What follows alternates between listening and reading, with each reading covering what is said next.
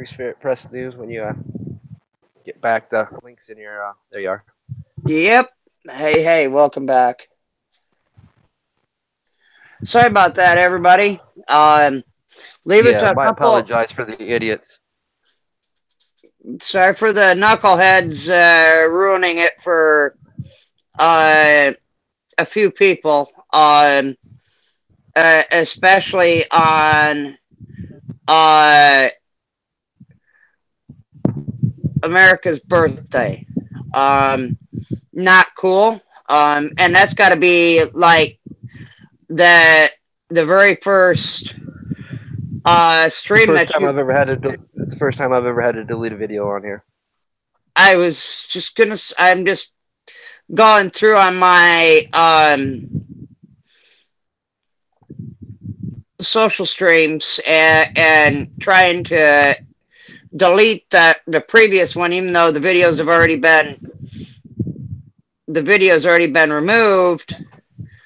I'm deleting the old and adding the new one um in there, and it's sad that, but like I was talking earlier while you were out getting rid of a rodent problem. It's like the those That's okay. There's going to be crazy. consequences to that one. Just letting Um, it be known now. People are going to find out why I earned the nickname Smiley. yeah, that's what we call wearing that camouflage, man. Wear that camouflage.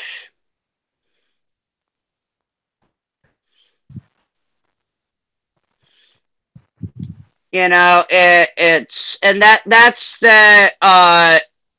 the only way to go about it is keep on smiling, keep on keeping on, and because it aggravates the hell out of them, and what is I have a problem, a serious problem with is when people are climbing our our monuments that Well, are. thank you, Delacroix. Thank you, Delacroix. Happy Independence Day. Our Irish friend. Ah. Oh boy, I better slow down on that drink. Hey, catch it. Gonna catch you already? No, it's not catching me, but I can taste it. Yeah, but I bet it does taste a little warm. Yeah, conveniently, you can't keep ice cubes in that when you put that much liquor into something. This brings up another great one of nation's mysteries, or as I like to say, history's mysteries. A lot of people don't know. You will probably know, and may even have greater knowledge than I do, actually. And I come from a ridge and back road family that come out of them there hills, not far from you. Well, actually, little farther back in the woods than you, and Yes, and those hills have eyes. so you know Oh which. damn! I can't say that anymore. If I lived in the EU, What? I don't know if you caught Enter the Stars Reloaded video.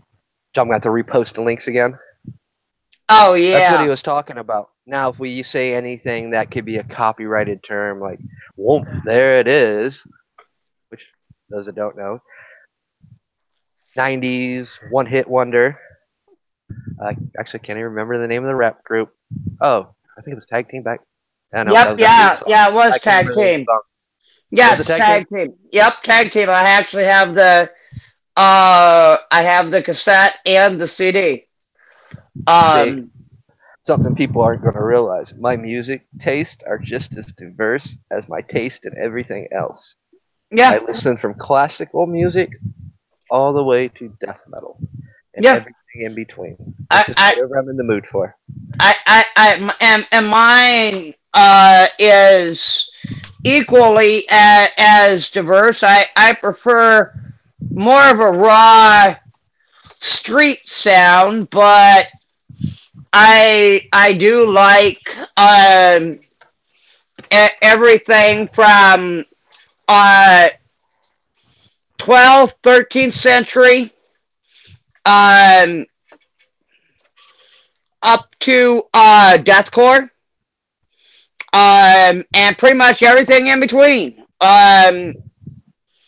But that's me.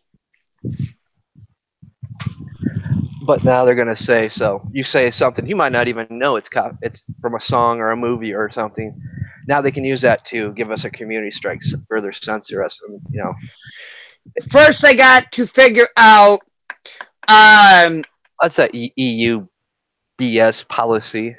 Yeah, but first they got to figure out which puppet string I'm jerking before they can go swinging that uh, strike club. They got to figure out which string I'm pulling before they can go using that, even on an artificial intelligence. Yeah, I grew up in that I was born in the very, very early 70s, and I'm not that far from getting screwed out of being a child of the 60s. Um, so we'll leave it at that. I'm just on the other side of 45.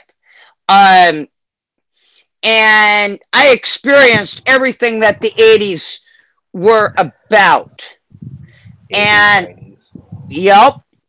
And so I can talk within the lyrics that uh,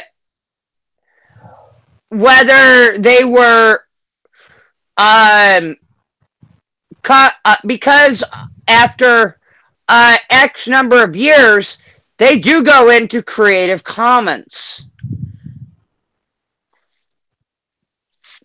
under the fair use. Yes, unless they see, there's a trick to that because some people actually know the trick. If you don't pay to keep it protected, then it goes under the fair use commons. There, you can actually keep. I know there's a few, still some 60 bands that their families still keep their albums and stuff protected, and the copyrights to them, but they got to renew that after so many years. I can't remember what it is Every anymore, five, but every 3 to 5, once and you fail to renew that, your stuff's fair publication, fair game, fair to be used by anybody that they want and how you want it. Mr. Plant is figuring that out. Yes, he is. He figured that out the hard way. That's what I said. He's figuring that out.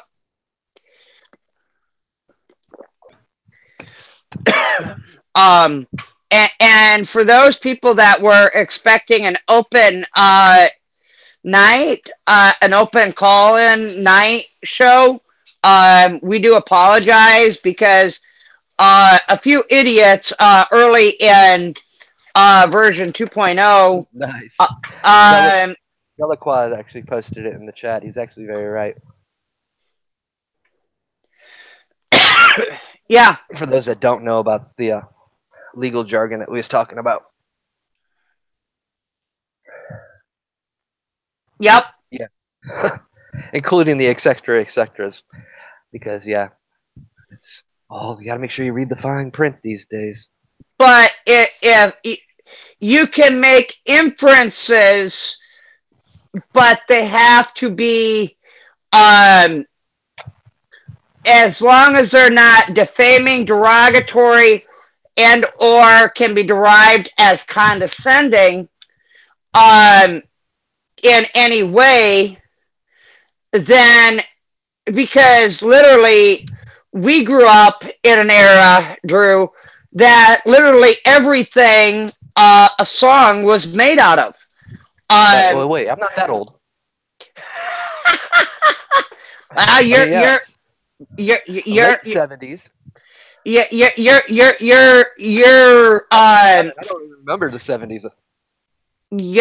you're I'm more 80s, 90s. You're right on that 40 mark or close. Very close. I'll be 41 in December. Like I said, so you grew up in an era, and we've gotten into a point at a time in history where everything. I mean, they wrote songs about Pink and. Well, I don't feel like the old bitch in the bunch now. And no, I'm against popular belief. No, I have not been drinking. I'm as sober as a sudge. No, I'm the only one that's been drinking on the stream. And I have not done anything. More likely, you won't even know. And I have not done anything recreational or otherwise. Otherwise, I would not be on the air. I'm just enjoying me a Lemmy and a fine cigar. Now, I may have a rollie here in a little bit. After my geriatric cat decides to quit being a butt nugget.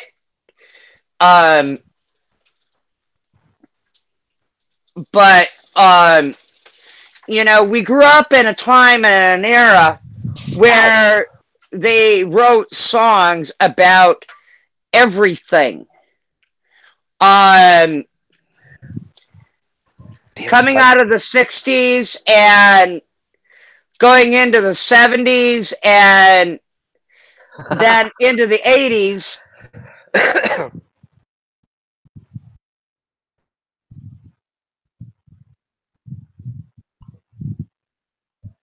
Yeah, I'm not tipsy at the moment.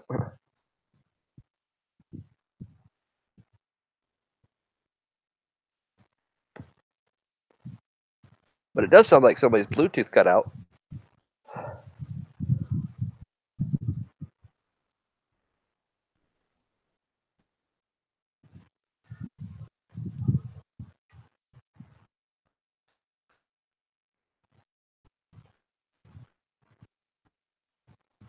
And for those that was tuned in for the earlier fiasco, I do apologize for the blatant disrespect of other people. As far as the show goes, still going to do an open hangout, but I'm not going to publicly put the link up this time. Lesson learned. But I think it was funny. I did a whole stream, all afternoon for over 4 hours. Didn't have a problem. Didn't have a problem when I first started the stream until I started talking about one subject.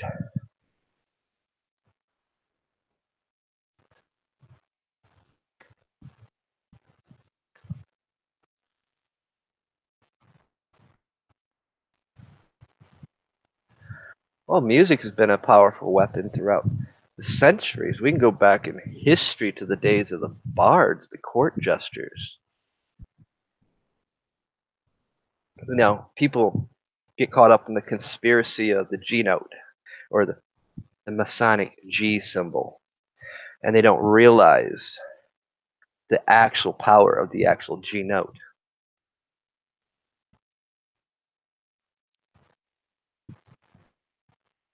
They don't understand the power music has. It's all about everything we talk about, everything we experience, it's all about frequency and vibration. It's something that's completely understood amongst some communities. It's completely understood by our CIA, FBI, government, how to manipulate. Hence why you'll see military and police and riot gear beat a certain rhythm on their shields.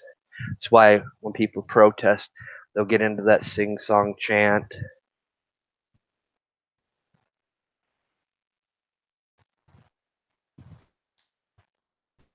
There's immense power, just like we know, and we've heard people talk about it, how people use their voice. Do I filter myself? Oh, yes, very much so. Because I know those things. I know how much influence and power my voice can have.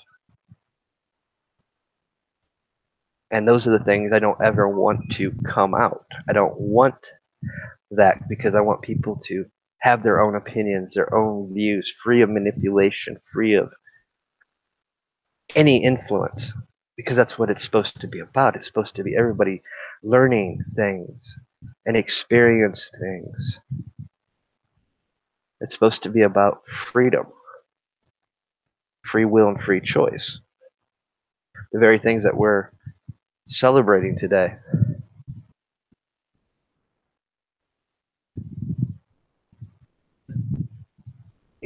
But we have people that take those things, that knowledge, and abuse it to manipulate people, to use it against people. And the worst part is, guys, I'm sure some people heard what I said in previous episode that we had to terminate.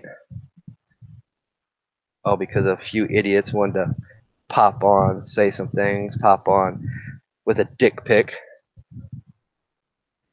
That's okay. You pick the right channel to do that on. There will be consequences.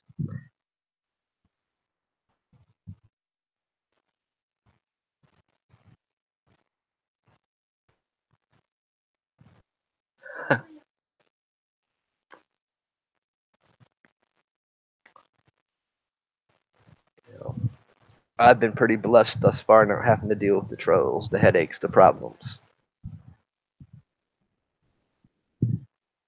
Up until, like I said, a couple weeks ago where somebody decided to attack this live stream, this channel's live stream.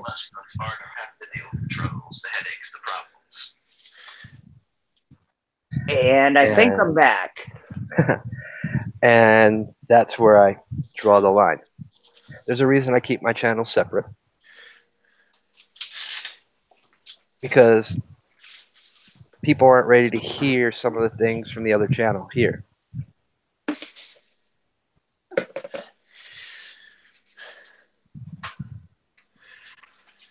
Oh, I picked up all kinds, and it was all because I was talking about something that normally I would never talk about on this channel. I know the group, I know the type, I know who they were. They'll be dealt with appropriately.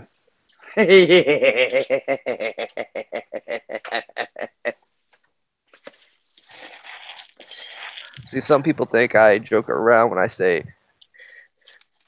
I'm in every community. I've got friends in every community, every practice, every belief system. I'm not judgmental. I find people that want to share information, knowledge, that want, here's one for you. I won't give you the guy's name because it's confidence. That's under a agreement of confidentiality. But I've even had a conversation with a Nazi scientist that worked for NASA that lives here in the United States. And let me tell you something. I never met a man and talked to a man that cares so much about this country, that wants to see change and get this country back to the way it was. The very concept that he believed in, why his family fled Germany to come here during World War II. And of course, he was a scientist, so it was easy for him to be brought in here because we were after the scientist after the head, the top SS officers, to use what they were using for the propaganda, psychological warfare, and some of their teachings, and to integrate it into our certain alphabet agencies. You guys can research that. There's plenty of documents that's been declassified on that. Just like there's been declassified of the psychics working for the FBI, mediums working for the FBI. I actually know a couple that do work for the FBI. But, those things are taboo. Those things are considered evil.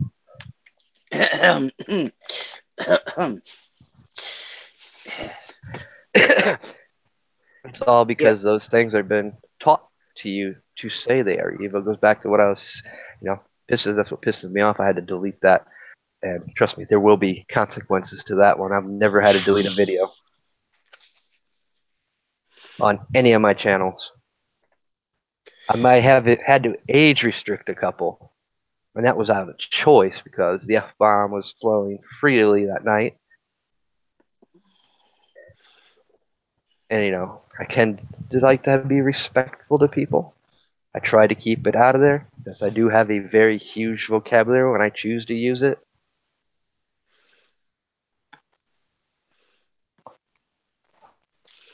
But, it goes back to what I was stating. Everybody has a piece of the puzzle.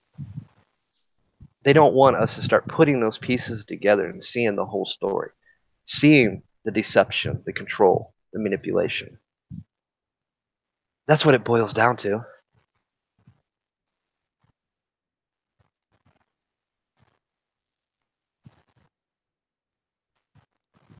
Yes, I respect everybody. I mean,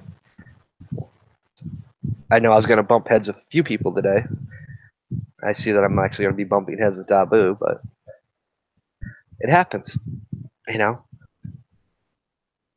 the fact is, those that want to go watch Dabu, go ahead. He does a great show. I mean, I don't always agree with everything he says, but at the same time, he does bring you a different side of things. He brings you information and knowledge that is important to know. That's why I watch his channel, why I subscribe to his channel. It's also why I respect him for what he does. I might not agree with some of the things he does, but I'm sure he doesn't agree with a lot of the stuff I do. In fact, I'm sure he calls me evil. I mean, no mystery there. Because I have other knowledges. I'm not going to be caught in things that pit us against each other, that forces us to divide us, forces us to realize, tells us that we're not our fellow brothers and sisters keepers.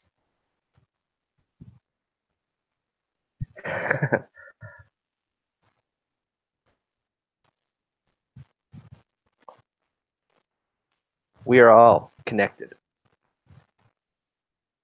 It doesn't matter. I think one of the best lessons that I was given in life came from an old native chief that I had the privilege of sitting down talking with.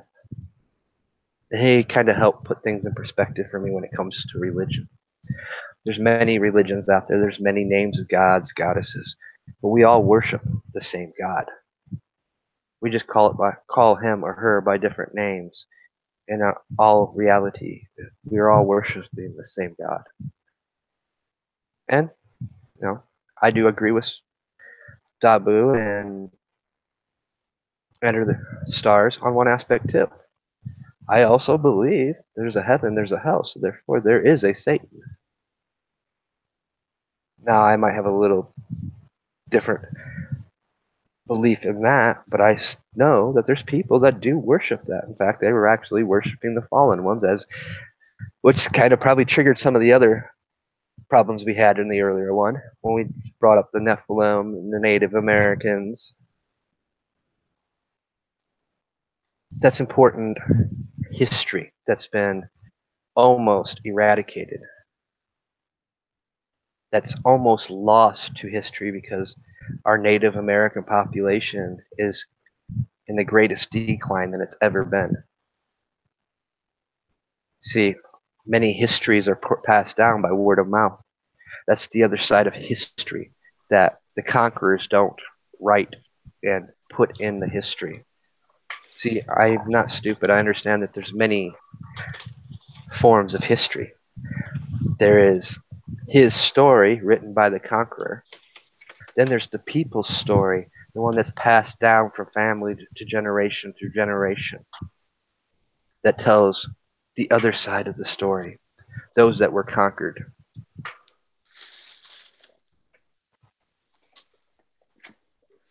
I'm sure you got something to say now. Yeah, I was just uh checking on my fur balls, and I had it on mute for a moment while I was looking outside. Most And definitely, Delacroix. I definitely want to chat with you sometimes. Man, I don't know if I want to say this now, but my information's in the description how to get a hold of me.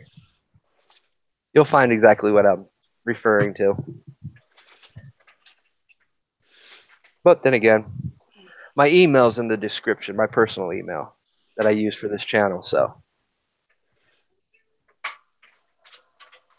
definitely feel yeah, free to hit me up.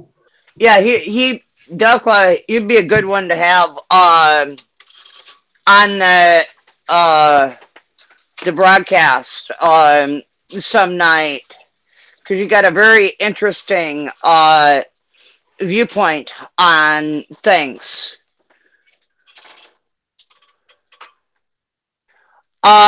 Yeah, I'm very open. And if you click on my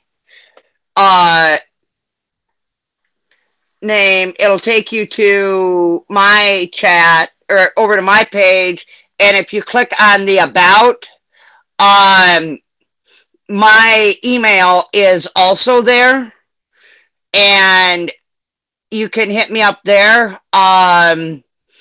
And then I will get you either my Hangout, or I try to avoid using Skype at all cost. I do not like to use Skype at all, for many reasons. I know Skype is very popular across the pond. But yeah, I would love to. It'd be great to have a somebody else jump in to the mix, and that put a different viewpoint on it, on the entire situation, other than just Drew and I. I mean, yeah, I've been around the world a few times, and it every time I leave an airport overseas, when that plane touches down here at home, I almost want to get out of the plane and hug the terra firma. The only problem is where I live, I really got to look at the ground and make sure that there isn't a rattlesnake or cow crap, because quite frequently we seem to be having this problem as of late with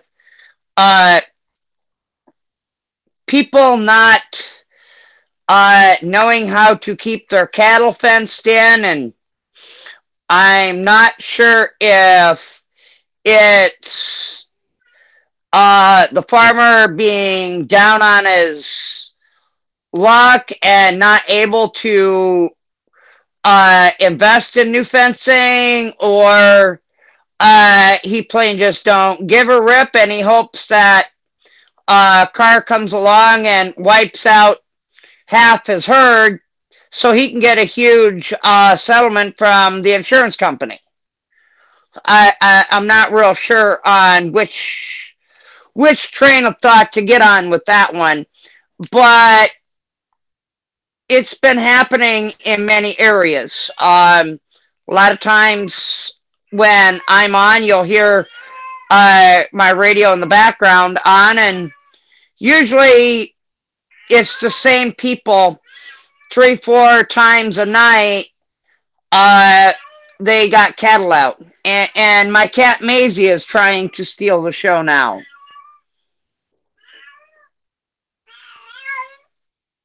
No, Maisie, it's not your night to talk, honey. See how easily that was? I told her it wasn't her night to talk, and she quieted right down. Oh, I wish our mini pins and medium pin would understand that. Well, that's the problem. They You do said want min pin. well, the mini pins are just as bad as the mid pin. Well, they're a part of that family.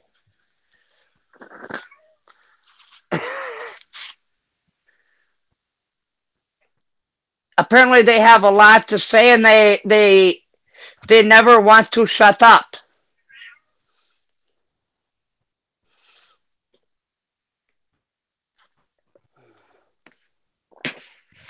But that's my 2 cents worth. But earlier in the broadcast this afternoon, we're talking about chaos and chaos magic.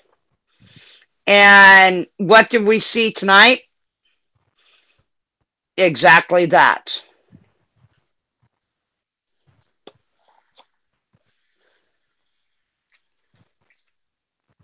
Yeah, well, they got the wrong one there. Yeah, they done picked the wrong channel.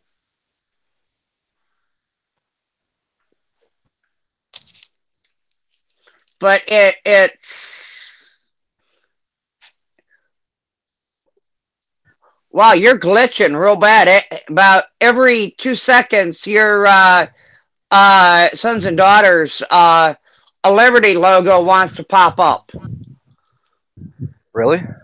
Yeah. Huh. I'm not sure why, but then again, I'm not showing live either. I'm showing us live.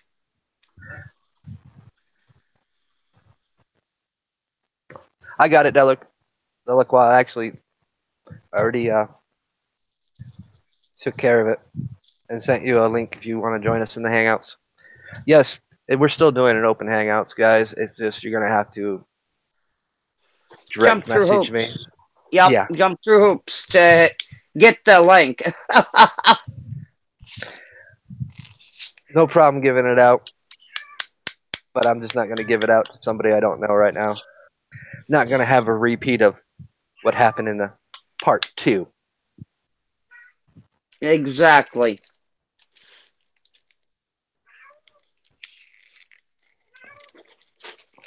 That does kind of piss me off. That didn't trigger me. It pisses me off that you wanted to take all the days, and take my kindness for weakness, which was your biggest mistake you made tonight.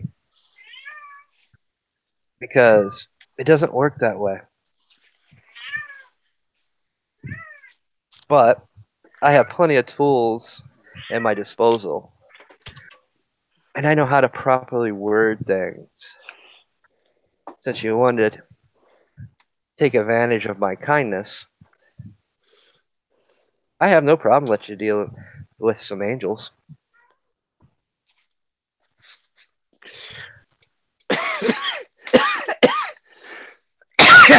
Here I was hoping.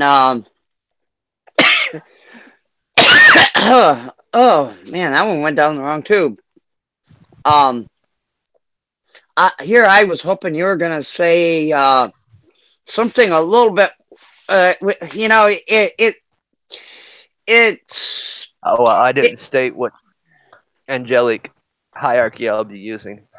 I was thinking more something with a little bit more spark. I was thinking because I'm well versed in Enochian as well. I was thinking something along the lines since it is the season of fireworks, I was thinking more. You know what line I was I know thinking. what line you're thinking of, and I don't have to ever ask on that line. That's gonna happen regardless. So, in fact, I don't even ever have to ask anymore. This is one of the reasons. Give you a little background why people call me Smiley. Because when people mess with me, bad things happen. I never have to think about it, lift a finger, do anything. There's that cause and effect because I treat things and everything with respect. I don't command any of that BS that people have an illusion of. But I also don't have the illusion that I can't because good book, the Bible states, we have dominion over all things, heaven and earth. All the things in the air. We have command of those things. That was God's gift to us. See, I'm well versed in many belief systems. I mean, damn, my father used to be a preacher. I'm a preacher's son. I was grown, brought up, Southern Baptist, born again, saved, baptized. And I was kind of eighth generation pagan.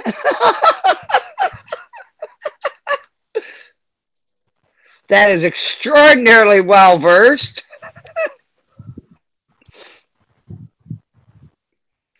They picked the wrong room, don't you think? I know they did, and it's like I said, there will be prices to pay on that one, just like there's going to be prices to pay on what happened 2 weeks ago. And I will be addressing that on my other channel. Hey, Caesar, Nikolai III. Hey, Caesar, welcome back.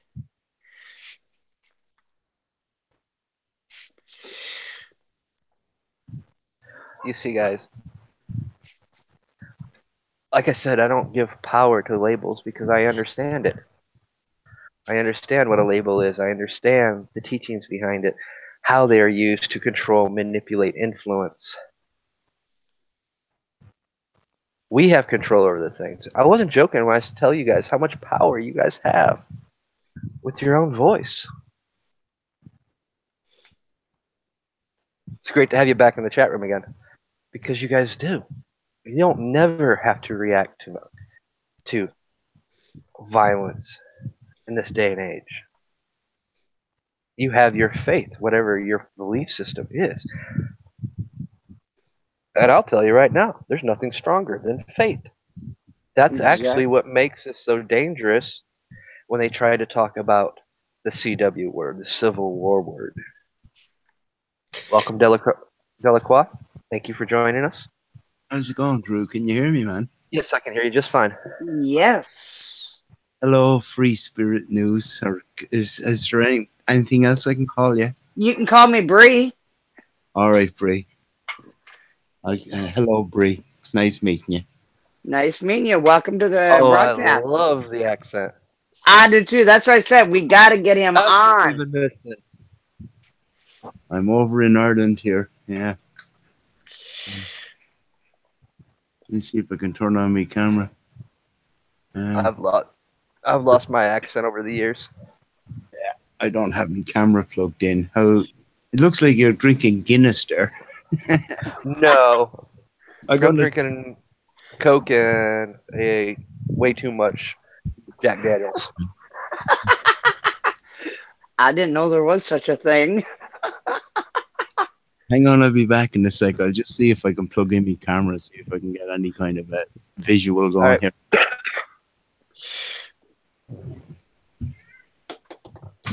You know, and this is what makes this day so beautiful, when people from other nations can come and join the festivities of what this day actually means, because it's unity. Right. We talk about freedom and stuff, but in the end, it's about unity. It's about coming together as brothers and sisters, as human beings, putting all of our differences aside. That's what they fear the most. Exactly. That's hence why we probably also had some issues in the first video. Yeah, maybe. See me rooting from my headphones. That's a bad picture. I don't know. You can see me anyway. I'm sitting here in Yep. my chair. So I will. What will I do? I will raise a bottle of beer and say "Sláinte," and Cheers. cheers for Independence Day in America. You know, I'll I'll say something though. Right? Everybody here in Ireland knows America Independence Day. You ask anybody, it'll just go 4th of July. But yeah, look how long you guys have fought for your independence, though. Tell you, ask anyone. Right, I'll ask you right here now. Do you know Ireland's Independence Day?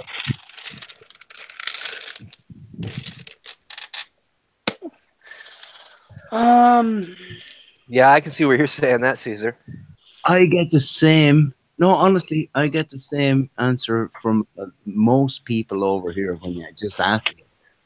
They know straight away America's Independence Day. They don't know Ireland's Independence Day. In fact, sorry, go on.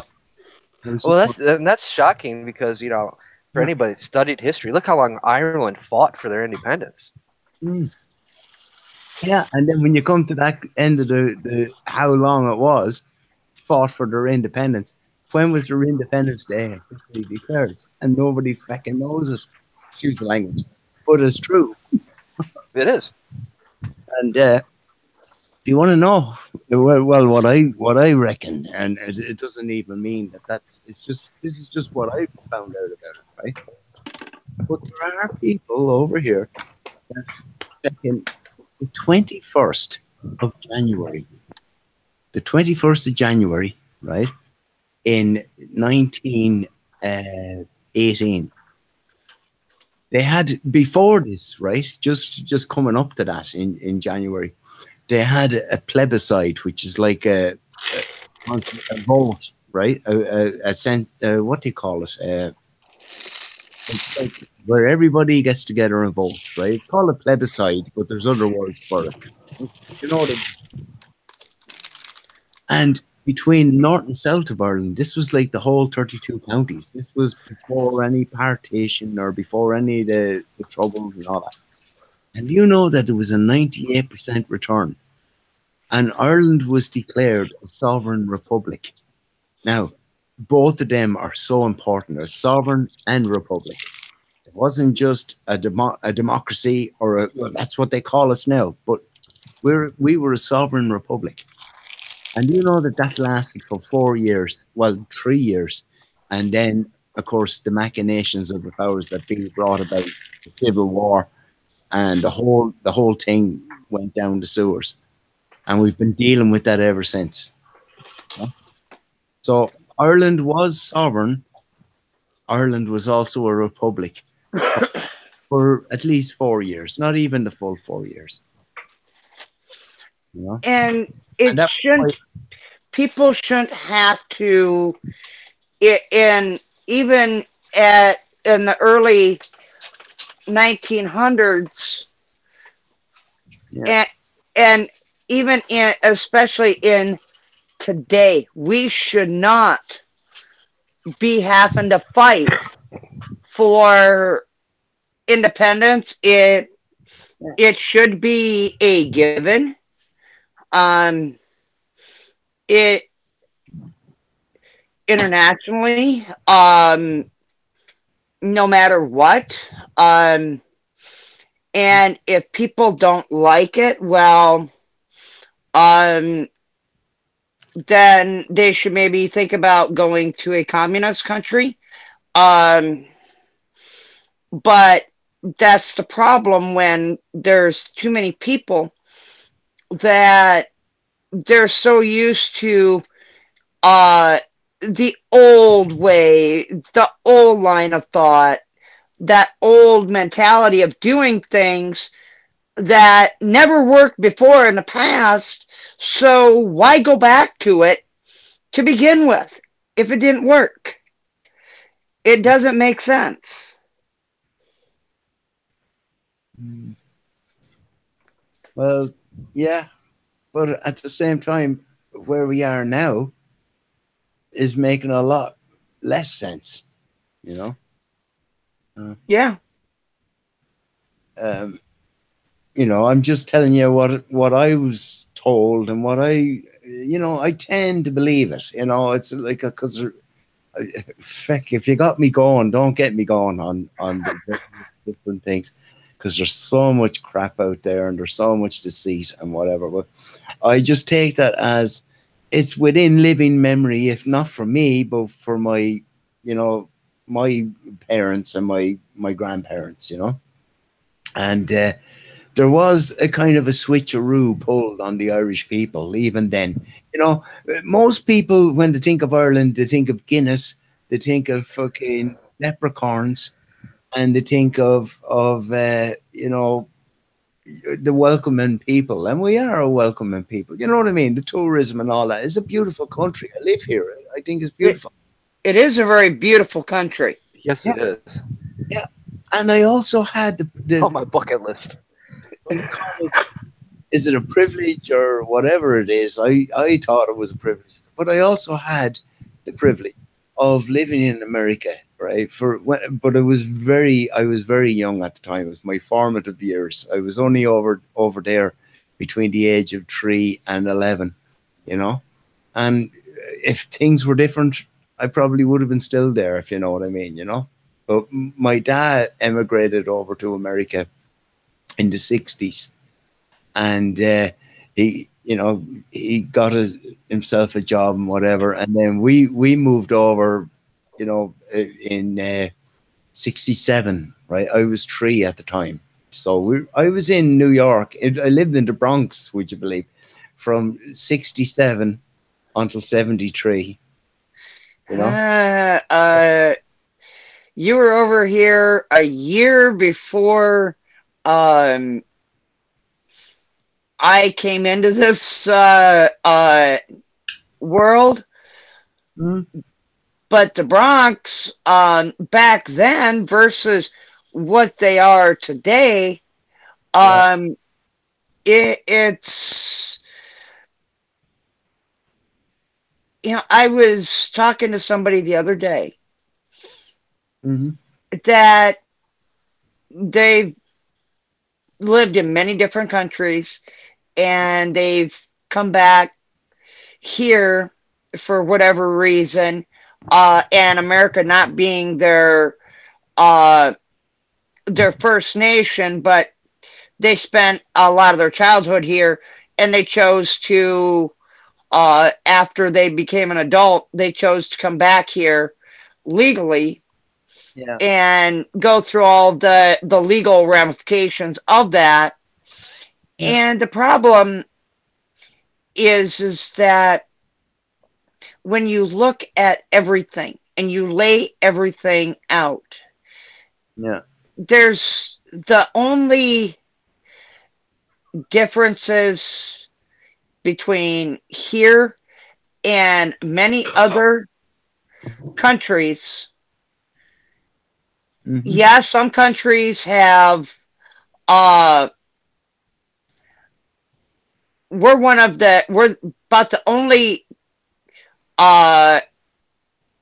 democracy based country left in the world that you have a choice whether or not to have a firearm, but we also have the highest one of the highest homicide rates in the world.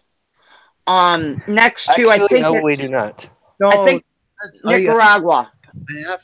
I have to fucking respectfully disagree with you there. The statistics for what they are, because we all know what statistics are. They're fucking. Yep. But there are a couple other ones that are right up there, right high. But there was one nation, it's a very small country, and their residents are actually required to have a firearm. And I forget what the name of that little country was. And I reckon, well, I've the only one that I've ever heard where you're required to arm and own is Switzerland, and we all know about Switzerland, right? Oh But yeah. fair play to them in that sense, right? They actually care about their fucking inhabitants or their people because they want to make sure that everyone can defend themselves. Now, what we see in America, it's the last bastion of people being able to defend themselves. And the best thing you can do if you want to fucking attract criminals, because criminals, when you ban guns, the only people who have them are the criminals. Exactly. And the politician, the criminals who protect the criminal politicians, they're all armed as well, don't forget, right? Yep. No offense to ordinary cops and whatever, but that's what it boils down to. You're hitting it right on the head. They're enforcing the fucking will of who's in charge. And it's done under the guise of legality because everyone's agreed to this, apparently. I didn't vote for it, you didn't vote for it, but we're brought into a world where all this crap is going on. And there's this system in place.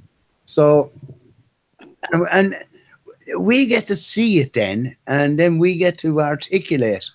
And that's when it turns into HBs.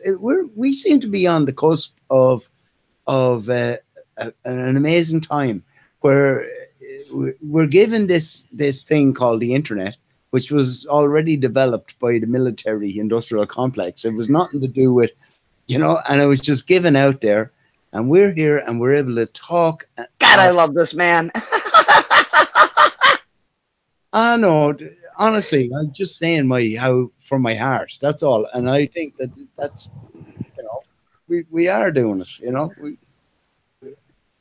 Whether we agree with each other or not, the fact that we can fucking have this conversation suits the language again. But that's what I'm trying to say. Oh, I don't care. Today's our Independence Day. You can drop the F-bomb. That's right. That's right. It's Independence Day. It's just fuckery anyway. I might as well get used to saying the word because I'm about to kind of use it. And when I do pirate radio, at least use it once. I heard them say it. It's like, oh man, I haven't heard somebody say that in forever. It reminded me of George Carlin days. Yeah, that's what it's like harks back to, isn't it? Uh-huh. This club and none of you guys are in it. We're not. Yep. That was one of our last great comedians. I miss that man. He kept it real. That's the thing. He kept it so real. Yeah. See, comedy was his tool and weapon to fight the system. Yeah. He knew how to use it. Well, that's the thing as well. But I've often thought about all of culture, if you know what I mean. And there's people out there who've fucking far more educated in that than me, right? But from what I can take up of it, is that a lot of this stuff is already laid out for us. Like what I said earlier on, remember I typed in your YouTube chat box about McGowan's books. I have his books because, the camera's a bit, I could push it around to my bookcase and do appeal to authority. But you know what I mean? I read some of the stuff, like Dave McGowan's books, about how the whole thing was basically, thought up and put out there as a psyop, and when I think about it, I've got my YouTube, I'm an Irishman. The likes you two wouldn't be famous if I didn't buy their feckin' records in the beginning before they got famous. Right. And all the Bono bashing, that was mostly confined to people in Ireland here. There's people in Ireland who never liked Bono from the beginning. I made exceptions in my mind for him because I loved the music, the the four of them together, Bono, The Edge, Adam, and Larry.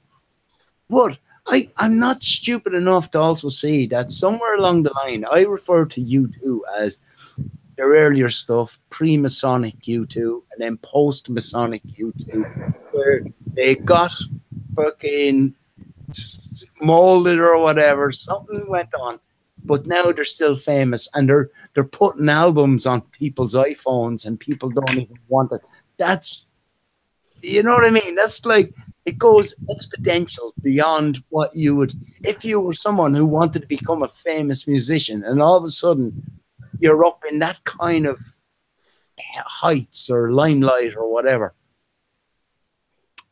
Continue, you know, also knowing what's going on in the real world, and you know, at the bottom of the fucking pyramid, so to speak.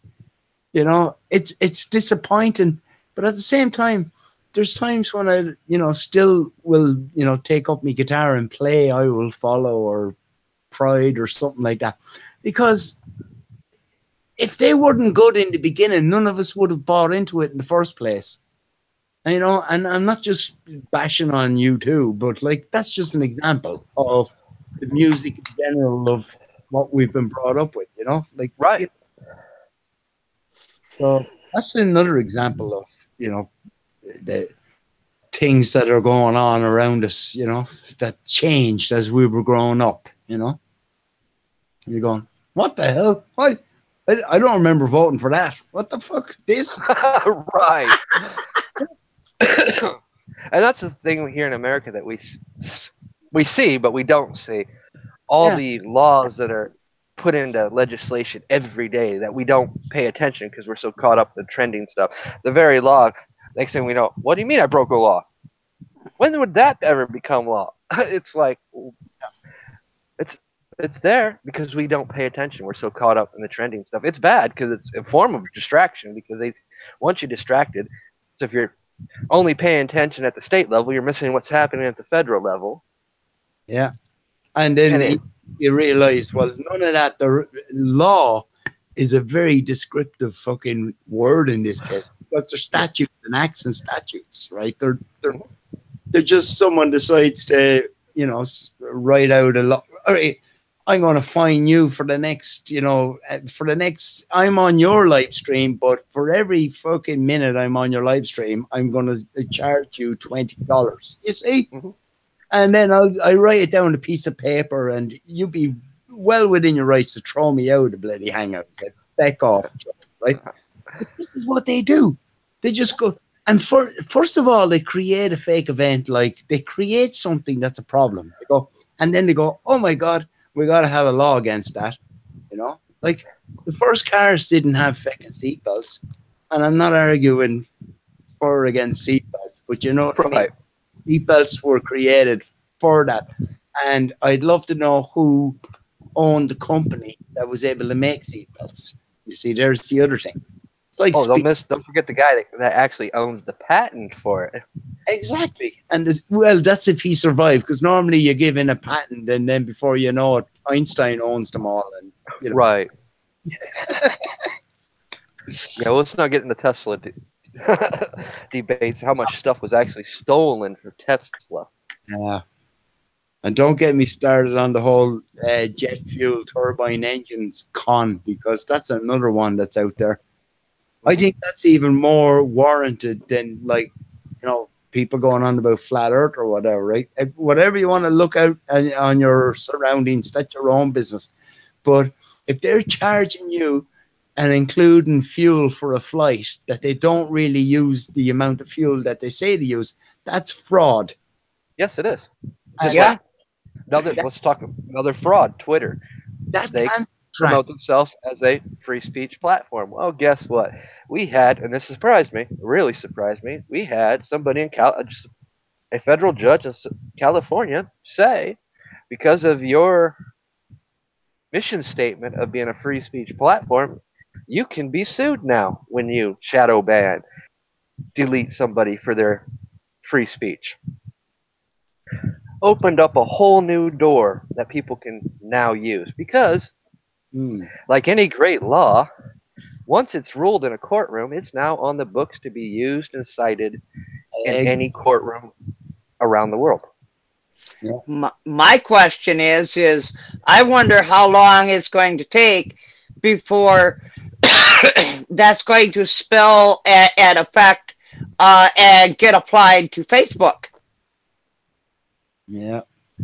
It does apply to Facebook. It applies to every company that talks about free speech, because now it is in law and it can be quoted, and the verbiage of it can be used to fight a case no matter what company it is.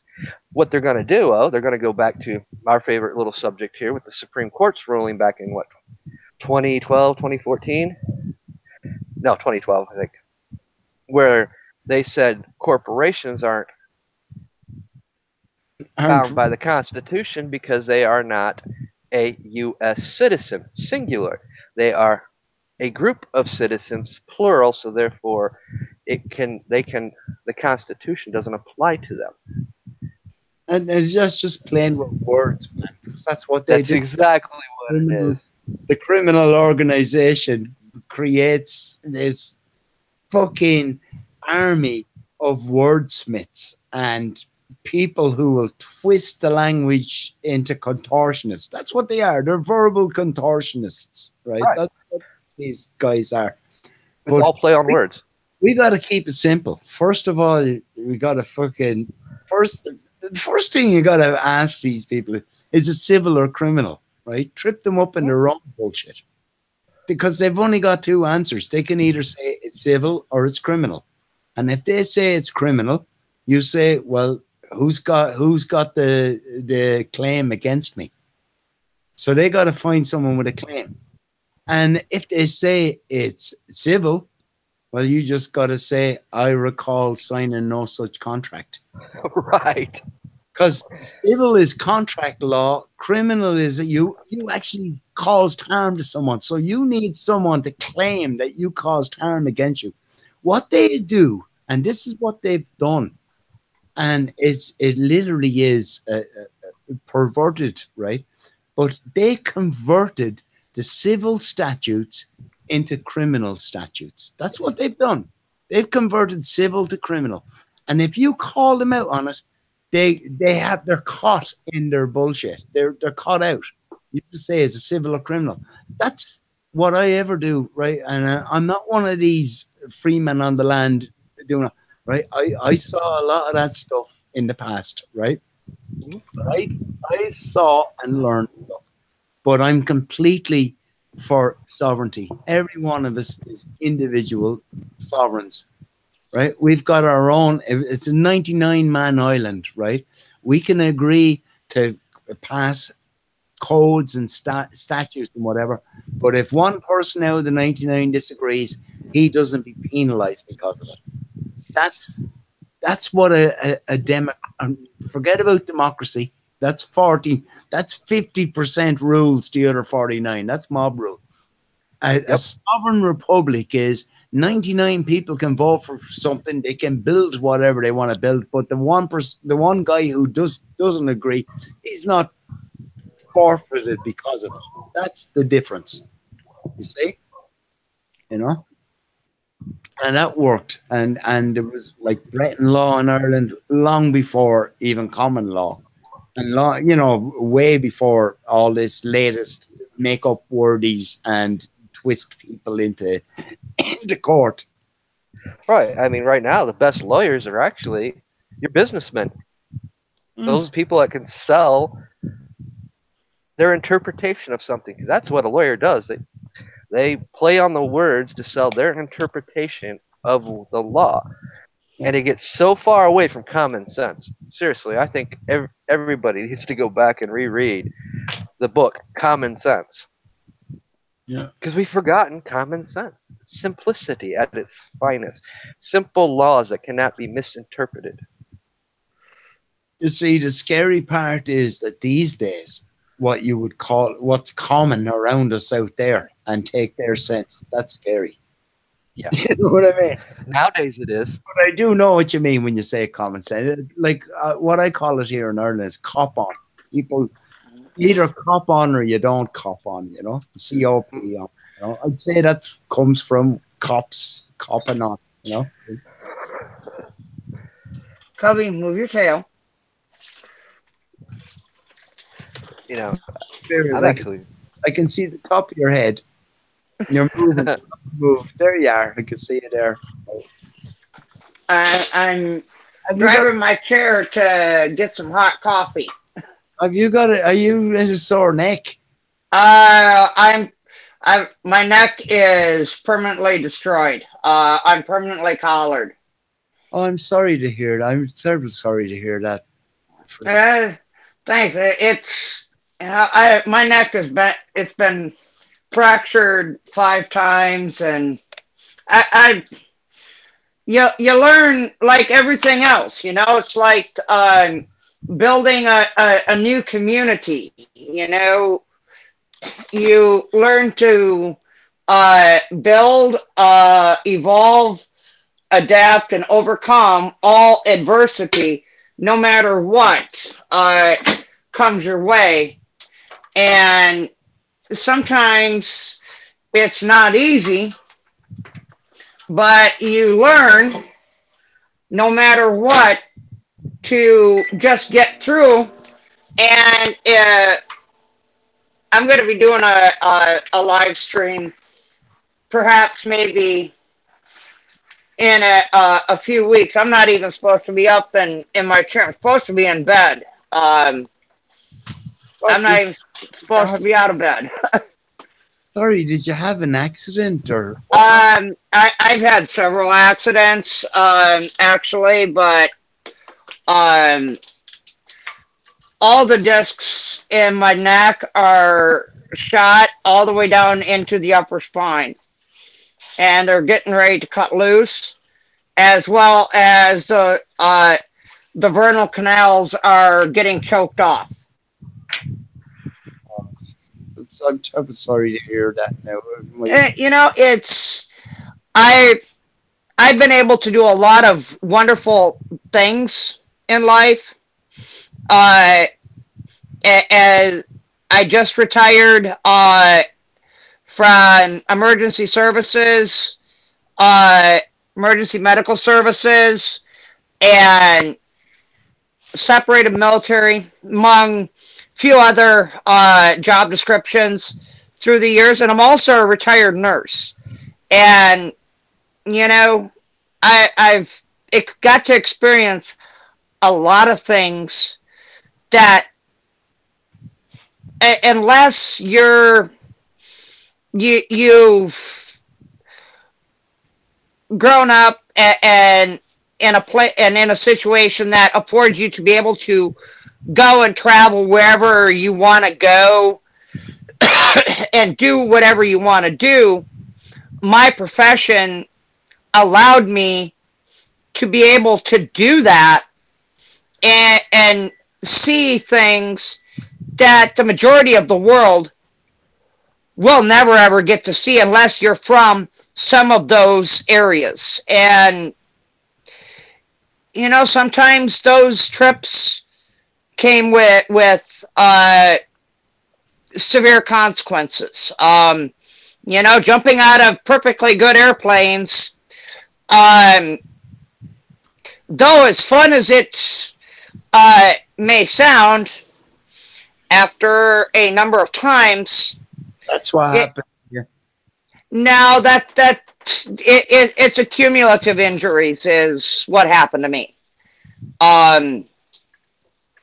And so through time, and being just on the other side of 45, you know, I never envisioned being in a chair, but you learn to accept, adapt, overcome, and persevere over all things, no matter what, and you don't let anything or anybody slow you down, no matter what.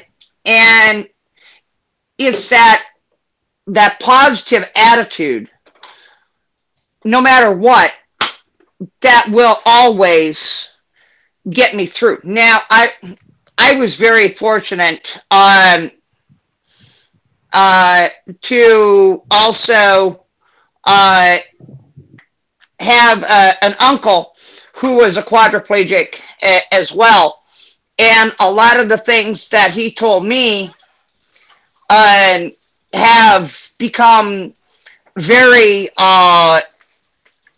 applicable to me today. And at the time when he told me 25 years ago, I didn't understand why he was telling me those things.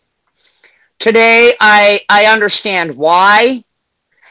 And even though he's passed on for nearly 20 years now, I am so blessed that I was able to hear many of those lessons from somebody that was willing to teach me and prepare me, because he had that insight and he knew what was to come.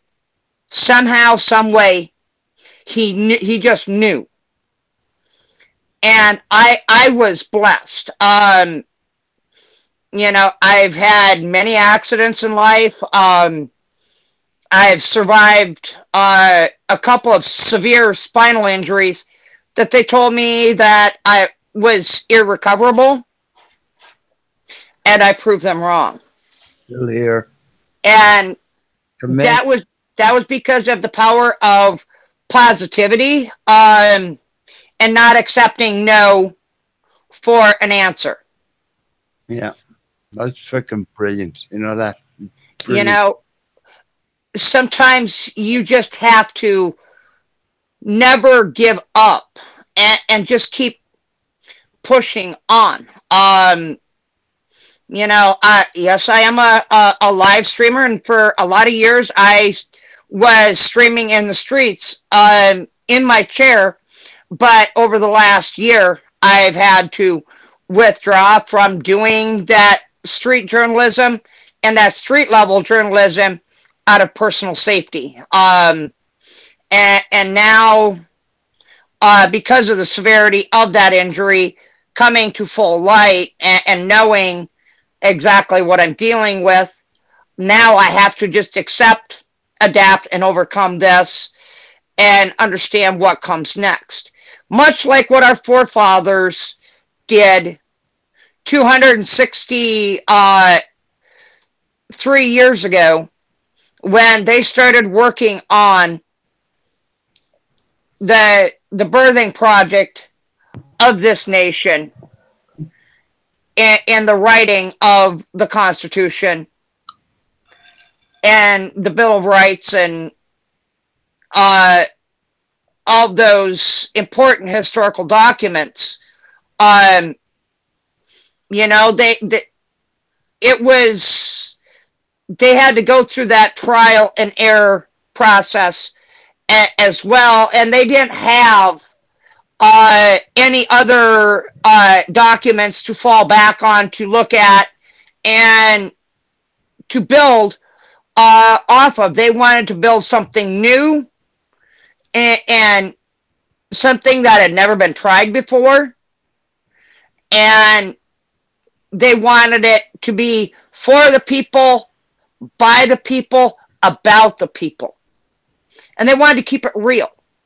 And many people that deal with situations like what I'm dealing with, majority of those people will never do a live stream on cam. They try to hide the situation. I'm quite the opposite. You know, it's real meets real. Yeah, fair play to you. Fair play to you. Fair play to you. You know, strong, really strong person there. And, you know, what can I say? You say cheers? Yeah.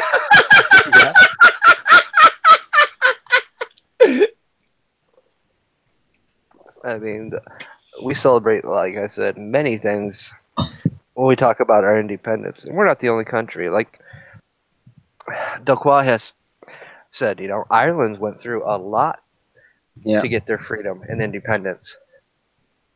It wasn't an easy road. I mean, I've studied some of the, well, I studied history, period. It's a favorite pastime of mine because Yeah, history mine is too. things we don't want to repeat. That's why I can understand when how you pointed out, elegantly pointed out, how many people in Ireland actually know what day our Independence Day is, and it goes back to what I was saying earlier today on the first episode of this stream, that we've always been that beacon of hope. We've been that beacon to other countries that want the very same ideals and same things we have. And it spurred great moments in other countries. Yeah. The Statue of Liberty on Ellis Island, a gift from France, apparently. Yep. Yes. It welcomed people to come to America. And that's the proper way to do things. In the same, you want to be an American, like, put it this way, you're Irish, you're still an Irishman going over there, but you want to live by the values of the American Constitution. And once you become a naturalized citizen, and I know all the word citizen means something else and blah, blah, blah, but what I'm just talking about being real, right? Mm-hmm. You go to a country, you take their feckin' rules, right? Exactly. That's it, right? And then, that's the bottom line. But that's not what's going on. And it's gone haywire. It's feck, right? To choose the language, but it is. And it's gone completely off kilter. Now, you could ask me about like the whole political system and people like Trump and Putin and all, right? And once, like, I can comment on the actual narrative of what's going on. At least in this narrative, Trump is actually saying, "Hey, hold on! There's been too much bullshit going on the past maybe so many years, maybe even just go 30, 40 years." Yeah, we can go back that far. Yeah, he's putting a little pull on it, right? Because the corruption goes beyond, right? I'm just talking about the narrative here. He has pulled back, and he's pulled back on where this thing is going, where it was going. And right. It's for a reality check. And what's happening now is, what I'm noticing is the ones that were in control all this time, and of course the media is the plank. It's not the state. It's the first arm of the PSYOP, Yeah. military PSYOP on everybody. But they're losing it. The Democrats are losing it. They're all going fucking nuts. And this guy Trump, who's like well known, and he's got like TV shows from years ago, and he's what I mean. He's a celebrity and whatever the hell, but he's just going along, and he's actually using the so-called statutes that were already there and that have been abused and been picked up, and he's saying, "Here, hang on, we'll do that," and he moved that out of the way. And what can they do? They show pictures of the children in the cages, which was a result of Clinton law and one that the other guy, Barack Obama, kept. Yeah. And then they're there. That's all they have. But here's the worst part of it: is those very pictures they're showing.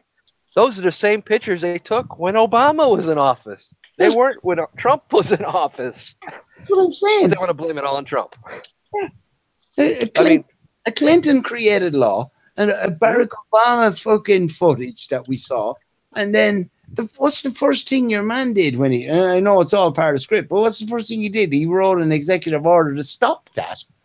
And instead of the press saying that he stopped it, they're saying, "Oh, look at what he's doing here." What the fuck?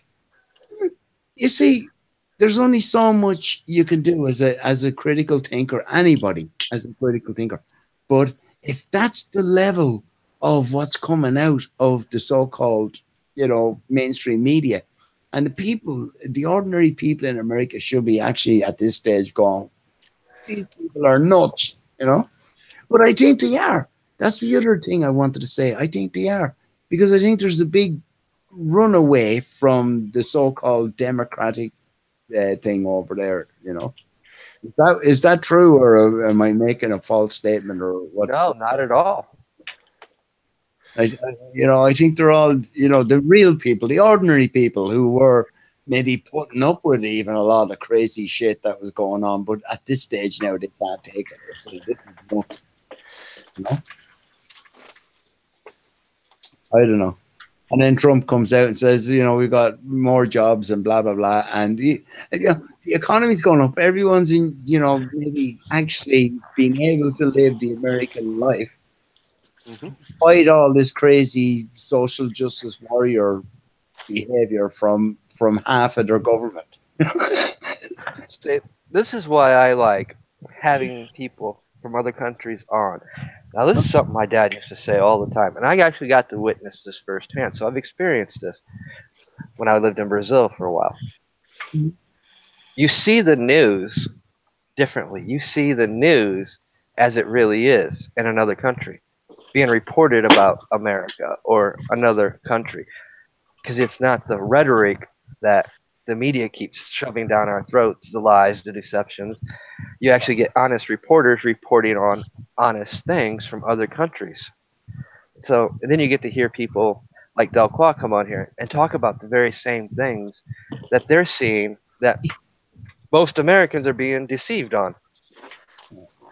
Honestly, man, I think all of the media across the board, right, be it flat or round, whatever you want to argue about, across the board, they're all fucking pushing controllers and the people who are the controllers. And there's a lot of pushback. Don't get me wrong. I'm not saying it's all lost or whatever. But what I'm saying is, I don't watch the mainstream media in Ireland either. But the occasional time where because I'm surrounded by people who do, if you know what I mean. Yeah, I know. Hear about what's from, and I'm fed up fucking listening to what they're saying, because I honestly think their job is to push out the agenda of the people who are paying that thing, and it's across the board. It really is. It's in America, it's in Europe, it's in Australia, it's in Canada, it's in anywhere that's relevant to this particular psyop, And I honestly don't know what's going on in Syria and all those places, right? We're told a narrative of what's going on. There's obviously, anytime when there's war, you've literally got destruction, movement of population, and rebuilding. And a huge propaganda machine. And who makes the money? Well, the military-industrial complex destroys. And who builds it? The military-industrial complex builds it. We move populations around like it's the grand chessboard. Yes. It's not, when I see mass immigration coming in, it's not like, it's not like a surprise when you look at it on the bigger scheme of things. You'd wonder how the hell do you stop it when it seems to be part of the bigger scheme, or not. I don't know.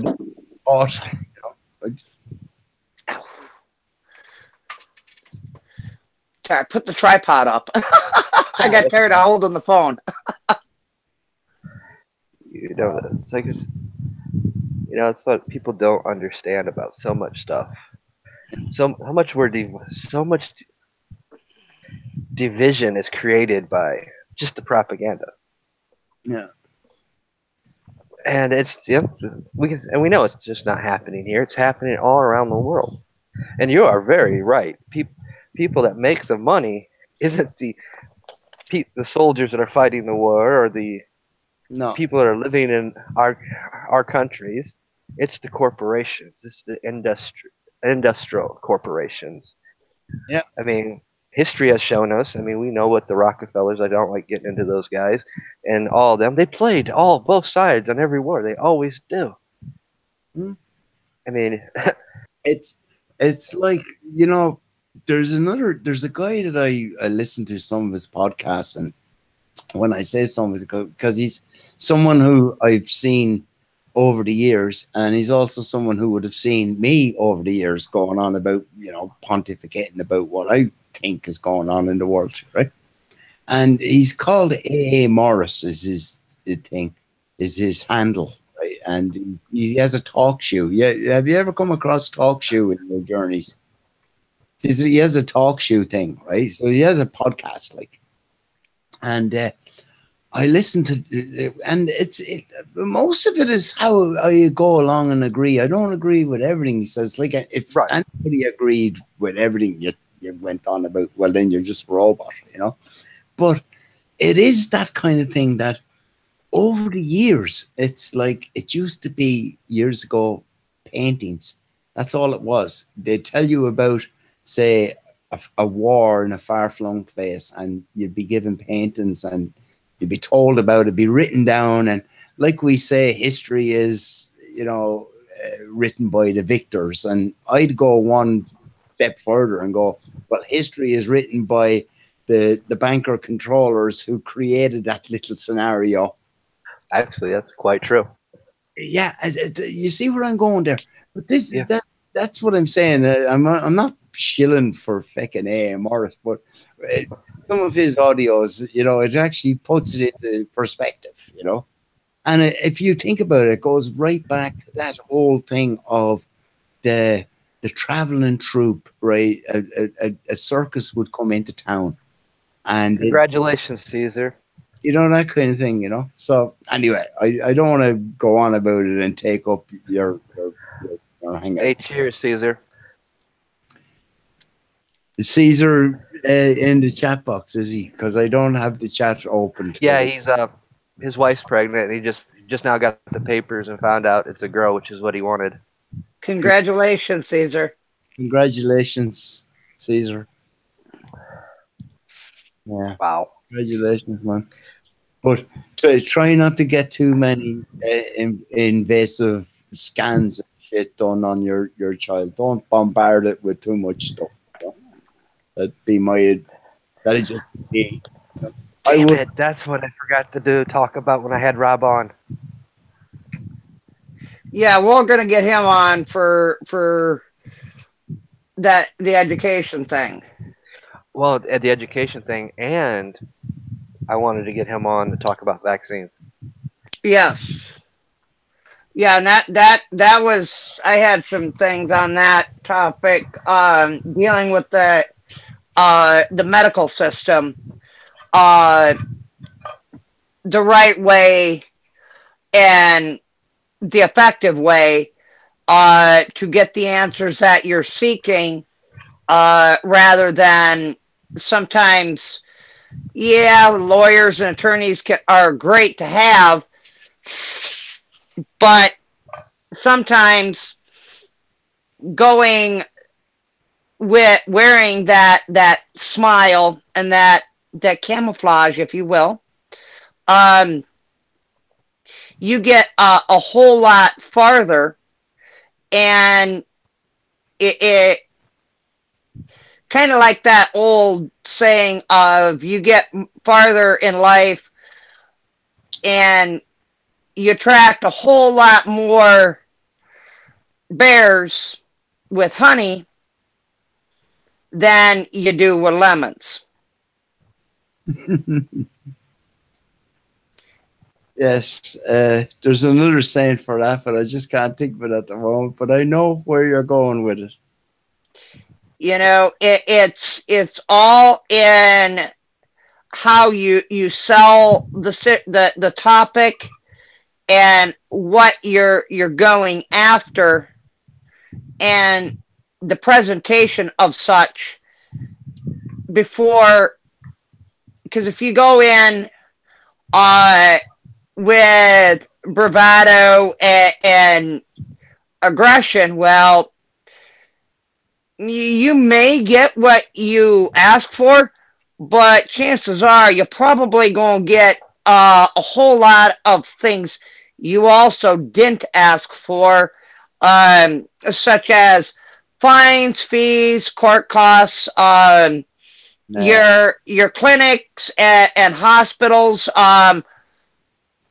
deciding that you're no longer you're too much of you may pose a threat to their mission statement, and that through the power of suggestion they will say, we're going to refer you to this hospital, that they will be so much better suited to handle your very difficult case and push you off onto somebody else rather than deal with you. Now, when you have government-controlled healthcare systems, it's a lot harder for them to just brush you off and kick you to the side, but that does happen. I'll bet you are, Caesar. But,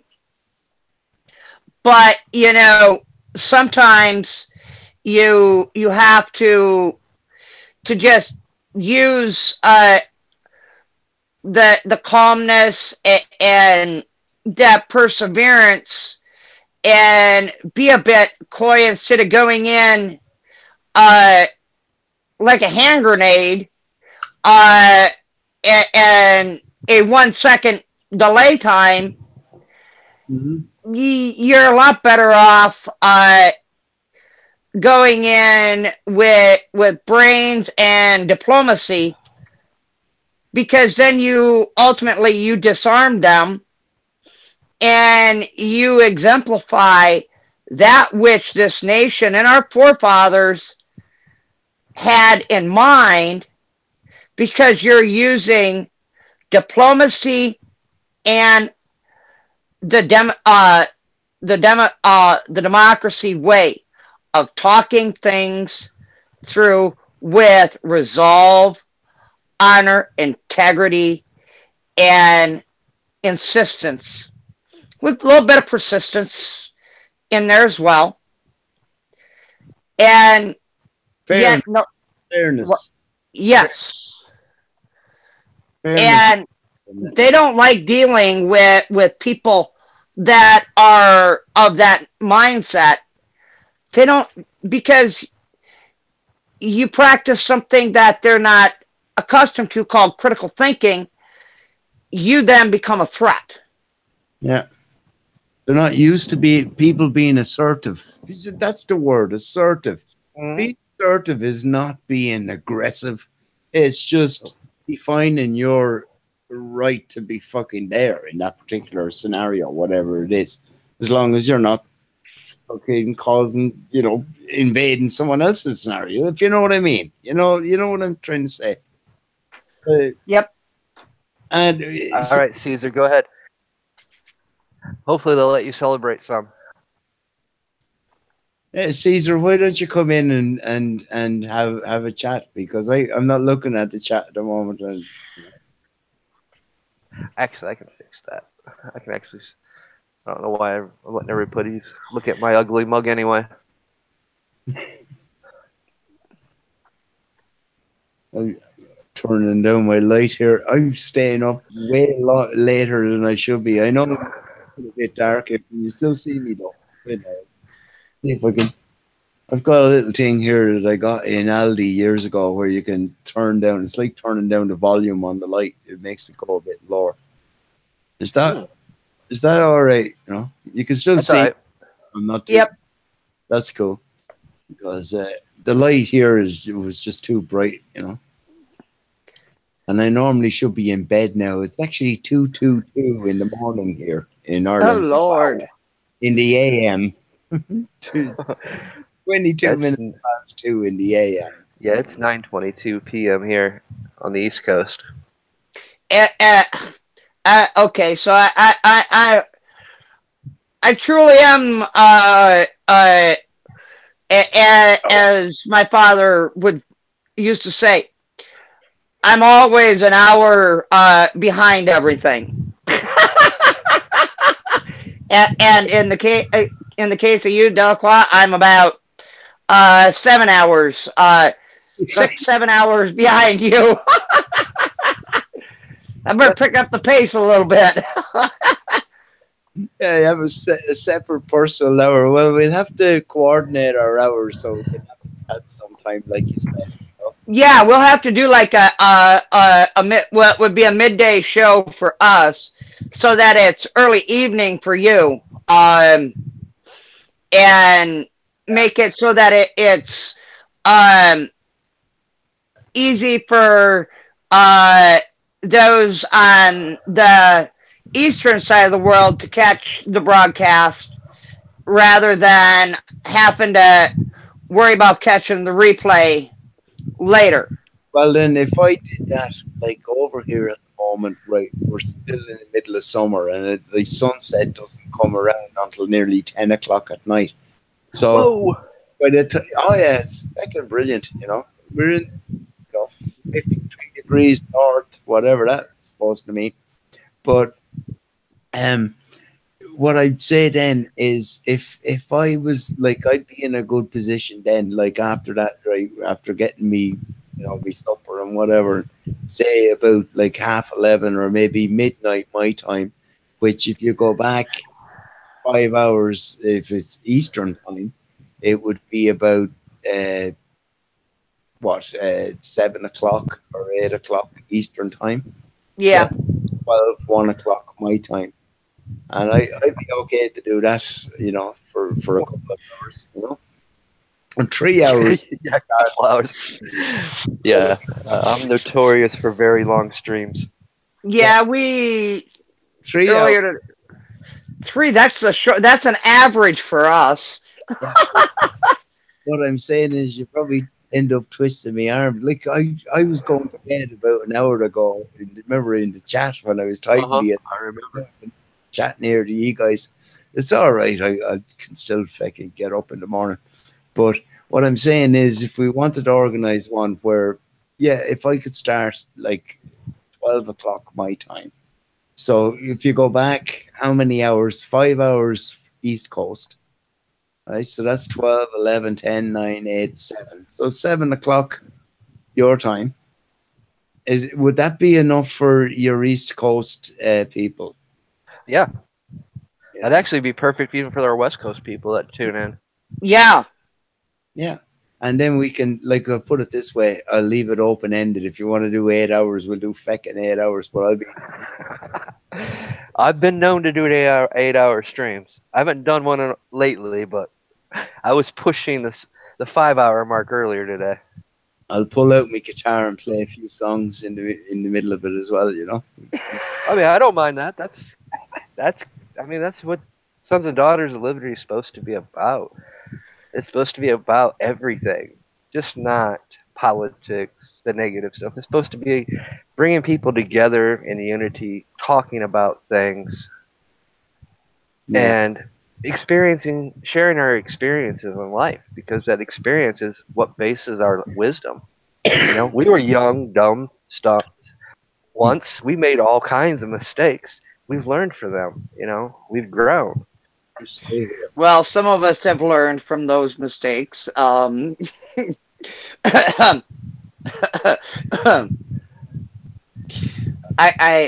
still a little. I'm a little behind on that one, but I'm catching on very fast. I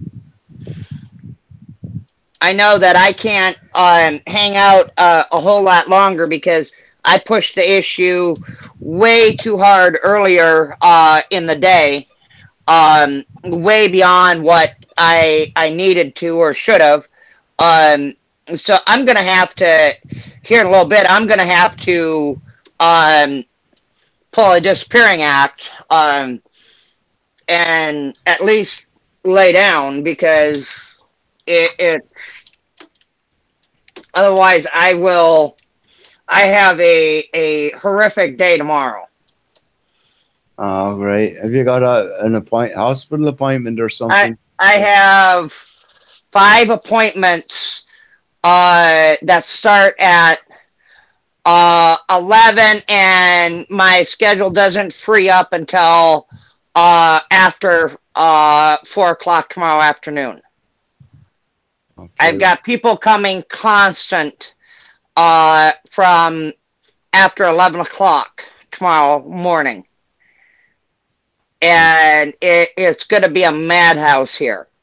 And that's pretty taxing on me physically. So, and the one appointment I actually have to go across town for, unfortunately. So it's going to be even harder on me.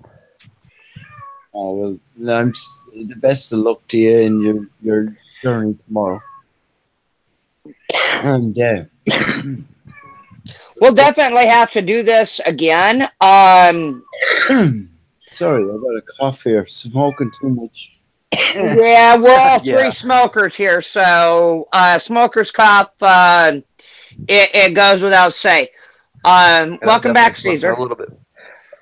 Well, Yeah. a lot more because I'm drinking. So Yeah, and sorry, we also have we're in the middle of a heat wave over here. By the way, Same here. same here. we've been in a heat wave in Ireland for the past week and a half, and it's supposed to be, going on for the next week and a half. And they even have a so-called hose pipe ban where you can't use a hose to water your garden. Wow. That's in fact until September. God, Whoa. what the fuck? Oh yeah, you're allowed watering. I seen something on the Mimic here early this week. A very large anomaly coming off of Antarctica that would have been in perfect alignment with Ireland, which could explain why a lot of your roads are melting, exploding. The back of my car, I'm not joking you. Do you know the actual material that's on the inside ceiling of your car, for want of a better word? Yeah. Yeah. The back of it, I noticed it the other day in my rear view mirror. I saw this flapping, and what the fuck? The back of my car is literally flickering off. The material where the glue is actually melted. That's never happened. That's like wow. So that's empirical evidence of weirdness going on. Oh yeah, That- mine's done the same thing. That My that truck. yeah, and that happens in extreme climates. Yeah. Either in extreme cold or extreme heat, the glue loses its bonding agent, and you'll have that. You see that more often in extreme heat than extreme cold, but it does happen. The fact that you guys are experiencing this just shortly after a bizarre image that was caught on the Mimic map early this week. It is very, it's not, I don't believe in coincidences because we see strange things that come off, strange anomalies that are coming off the Mimic map all the time. All I And know is that in March, and now March is you're already getting into coming into spring kind of thing. We had fucking snow. We were snowed in. In fact, shops and everything were closed. The whole country shut down. Right? I don't know if you remember that, or did you hear Yeah, I about it? remember hearing about that. Right? And this is only like just back in March. And I saw the irony of it because I know what it's like. I've been to Portugal. I've actually been as far as Turkey, well, the west coast of Turkey, and it's like the same fucking climate. It'd be the same as maybe say, although I've never been there, but like over in California or Arizona or something like that. There's no green, like Ireland is green grass. all our greens outside, even here, have all gone yellow, and the clay has gone brown, and that's how we haven't had rain in, like, nearly 2 weeks now at this stage. And but that wouldn't be the problem. But the sun, that feckin' sun is like, it's like as if there's a magnifying glass put in front of the sun, and we're getting even more sun, if you know what I mean. I know it sounds ridiculous, but you have Well, to see there's the. actually an anomaly that's getting ready to happen that's only happened 6 times in history, well, recorded history from scientists and stuff, where all the planets are going to be 180 degrees and all on the same side of the sun for like 6 weeks. Yeah, It's like I've heard 14 days about from now. I've heard Yep. that, and that's why I'm thinking, is that like we're getting the magnifying glass effect Yeah, on I think it is. actual sun, because I'm in Ireland, you guys are over in America, and even listening to other streams today, I've heard from different parts of America one, and they're having the same weather that we're having. Like, it's like a heat wave. And then there's other people that are getting really strong rainfall and thunder and lightning because their heat wave is breaking. And there's people over in England experiencing that. It's like as if there's only sort of two weathers going at the moment: heat wave Oh or. no. Well, there's a Dabu posted a video earlier today about it was up north around the Antarctic area, Siberia area. I can't quite remember where exactly, but they're having in July having to use icebreakers when they've never before had to have to use the icebreakers this time of the year. Uh, It's crazy. I mean, all of pretty much all of May yeah, and most of June, our weather pattern here in the U.S. I yeah, mean, we'd go 2 days, nice day, 5 days, straight rain. yeah, I mean, a lot of our farmers around here didn't. Their crops got planted so late. I mean, we're having people plant their corn crops in June, which is unheard of. Because by saying around here in the U.S. and farmland, by the 4th of July, the corn's supposed to be knee high or waist high. yeah. And we got fields they're not even ankle high, but we do got some areas where it's almost up to my chest already. Those are just the lucky ones that were able to get out. But I mean, it's been so much flooding around here. I've seen it flood in places I've never seen it flood my whole life. Well, you see, we had that change. The so-called climate change. It's nothing like global warming or Al Gore bullshit. No. Use the language, but it's like, I'm just recalling back that it was the same kind of thing back in 1977. I remember that was a scorcher, right? That was like, in fact, they're saying this one now is actually even, hotter than that one. But that one was the same. I saw the same kind of thing. The ground outside started going like the green grass. Mm-hmm. The one upside, you didn't have to go out with your lawnmower because the fucking grass. Right. Seriously, I'm having. Which was a plus side because you didn't want to be out there in that heat either. That's the thing. But yeah, in the heat, that's the worst thing. But on top of that, over here in Ireland, we don't have air conditioning because we're not used to. You know what I mean? It's normally Right. we're more. You need your heaters, not air conditioning. But it's times like these. I wish I did have air conditioning. And the one week I was on holidays, like I was saying, in Turkey that time, I spent most of the time in the air conditioning. If you're down, looking for restaurants with air conditioning, or being in the hotel with air conditioning, again. I don't think we're designed to be in that kind of weather. Yeah. Which you actually bring up a good point, something that we here in the U.S. better watch out for, because because I've heard, our Earth goes through cycles. There's no such thing as real climate change. It's a cycle. It goes through a process, and there's been plenty of scientists say that we're starting to go back to longer winters And this is kind of the same trend that happened in '77 because I was born in '77 in December, which is actually when the blizzard started, but they call it the blizzard of '78 now, which for some odd reason. So we might want to keep our eyes open to winter because people are saying our winters are Yeah. going to be longer and colder and heaven. But this trend, I remember these warm summers growing up. We usually had real harsh and a lot of not harsh, but just a lot of snow. I remember when we used to get snow in October. Yeah. Now, Yeah. lately, we're lucky to have snow on Christmas.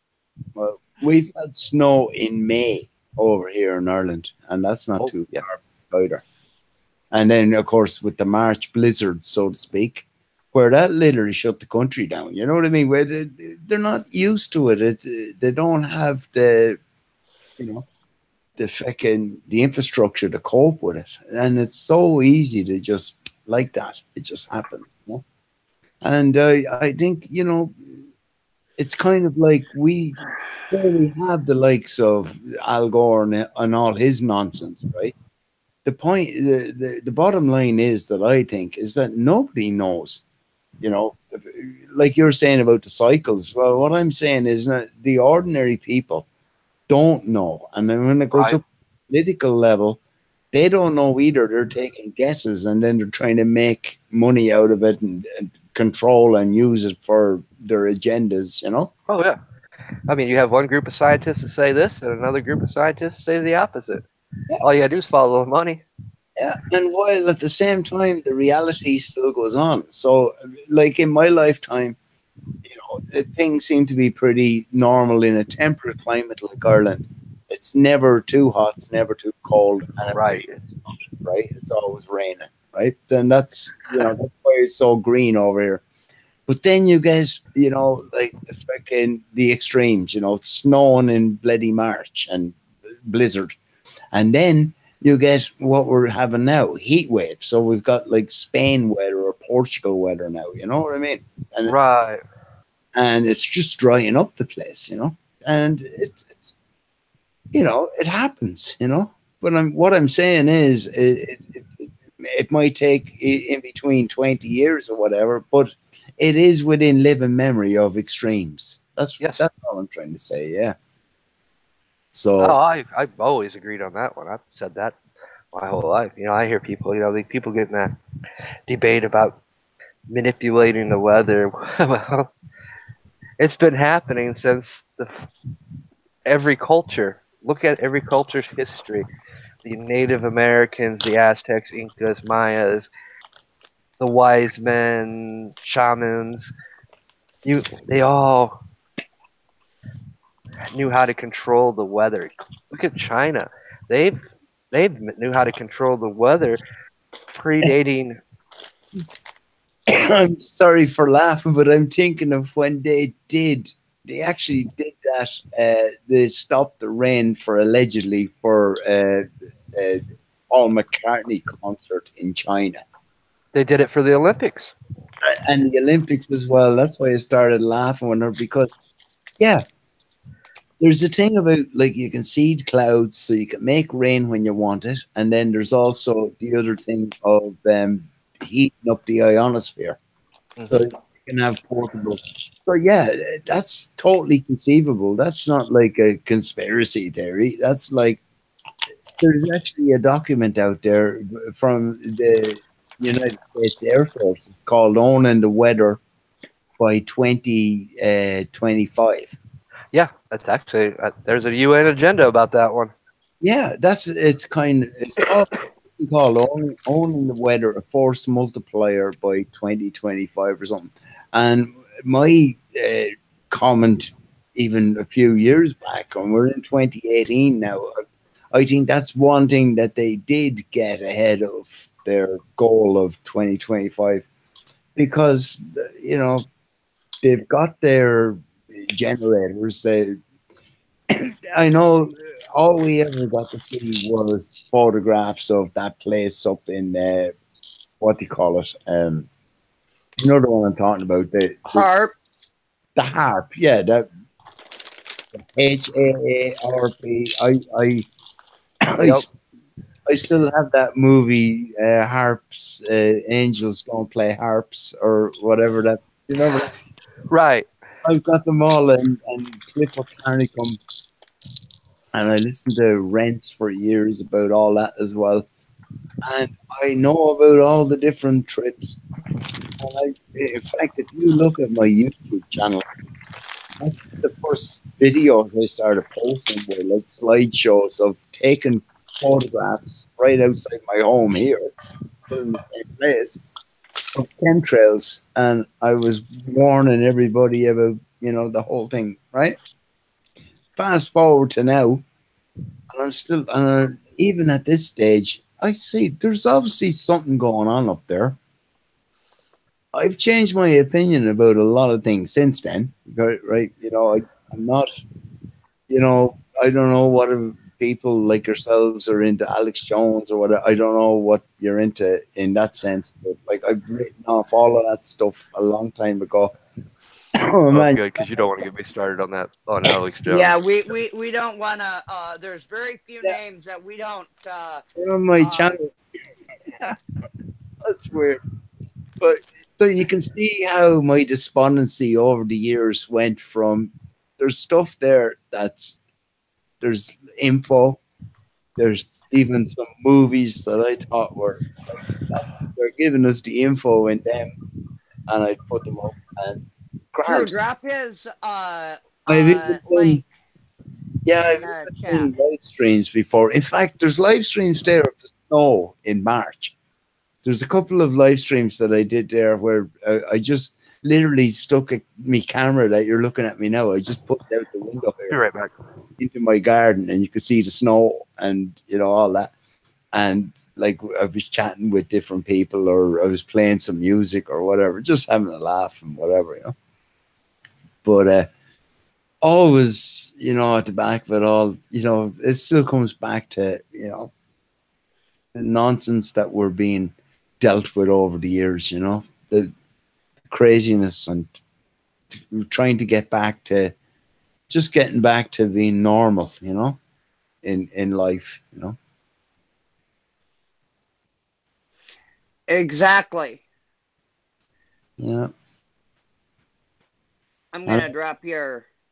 yeah, I know you were going to go as well, and I got to go No, as well. I'm just dropping your YouTube channel link in the chat box if people want to go and uh check that out. They feel free to uh look at some what the chemtrails are actually in uh look like in, because they're no different really, no matter what country you're in, Yeah, they're really no different. yeah, um same. Now, all of them, and I found out later on. I didn't know at the time. But my channel for a long time, a lot of those videos were sort of blocked in Germany because of some music strike, that kind of thing. That that was years ago, and nobody even knew about that. But it was like the beginning of it, where they'd say, "Oh, you can't play your video, or you can change the music and all that." So what I did was all my videos, they were all put together with, and the song that I used was part of it, if you know what I mean. But because I had to change it just so people could see the pictures of the chemtrails, all the songs were just like whatever YouTube approved songs kind of thing. And that was a bit of, that was, I didn't like that, but like, what else could you do at the time? well, I don't do a lot of that sort of editing when I'm out with my video camera, and now that I'm not going to be doing a lot of the street level journalism, I'll be able to take my camcorder out, and I've got a very expensive camcorder that I can go out and do some actual video shooting with it, and have some fun with it. But when I bring it back home and I upload from that, I'm Yeah. not going to add a lot of ad lib as far as adding music and things of that nature, because I already have problems with Yeah. many of the countries in the EU. I'm I'm banned in. A lot of my videos, people, and I've got family and friends up in north of me, up in Canada, that can't see my stuff. Um, because I call it the way that I see it. And apparently I've offended people in certain places and whatnot. Um, but you know what? If I offend somebody, then I'm making them stop and Oh no, form a thought, you're not and I'm making offending. them think. No, you're not offending them. You're just doing what you're doing. You're producing what you're producing. They're taking the offense. It's up. It's their fucking problem, right? Honestly, that's the one thing I would say. The second thing I want to say is that on my channel earlier on, you were looking at it, or not you, but the other chap, right? Drew was looking at. And if you search, there's one other video on that. It's return to sender. And that's how I deal with a lot of bullshit that comes at me from the corporations out there. I just literally return to sender. And I show you what I do, right? And I do it with a few various pieces of post. And basically what I call that is reversing the headache. You know, you get something to your straw man, you know, that kind of bullshit. You just send it back, and that's another video that I would, you know, did, right. And that's, you know, I just wanted to say that. I've got one that mysteriously a lot of people forget last year when YouTube crashed around the world. Everybody seems to have forgotten that day. Oh. Everybody seems to have forgotten that day. I did, because I was the very first streamer to be able to successfully get a stream up and out regarding this and back it up using down detector on my desktop and streaming from my phone. I was the very first one in the world to be able to get a stream up and get it out to the masses. And oddly enough, that video is not showing on my YouTube channel. Now, my channel's been around since November of 2011. This channel's been around a long time. I've been around since 2007. That's my And trick. that's when YouTube pretty much really exploded. What was 2007. Yeah. But I had other channels before that that for whatever reason got taken down. But the biggest thing is that everybody forgets the day that YouTube crashed and the pandemonium and the panic that it caused globally, because a few fibers got cut in the middle of the desert is what it amounts to. And they don't want to own up to it, and they certainly don't want that little detail getting out. Well, why would they? They actually show how easy it is to shut the internet down to a platform. At the end of the day, guys, it's their fucking platform, you know. Mm-hmm. Yeah. But they They literally, I've went and I've signed out of YouTube. I've had people in other countries look for me and do browser searches for that video. Um, and the fact of the matter is that video simply um, is not showing at all on my lineup on my creator studio. I have the hard copy of it, and one of these days I will re-upload it. Mm-hmm. If I decide that I'm done playing nice and I want to wake the masses, I will re-upload that video. Are you trying to show something there, Drew? Because I just seen something strange show up on No, the. I got tired of seeing the little red numbers telling me how many notifications I had.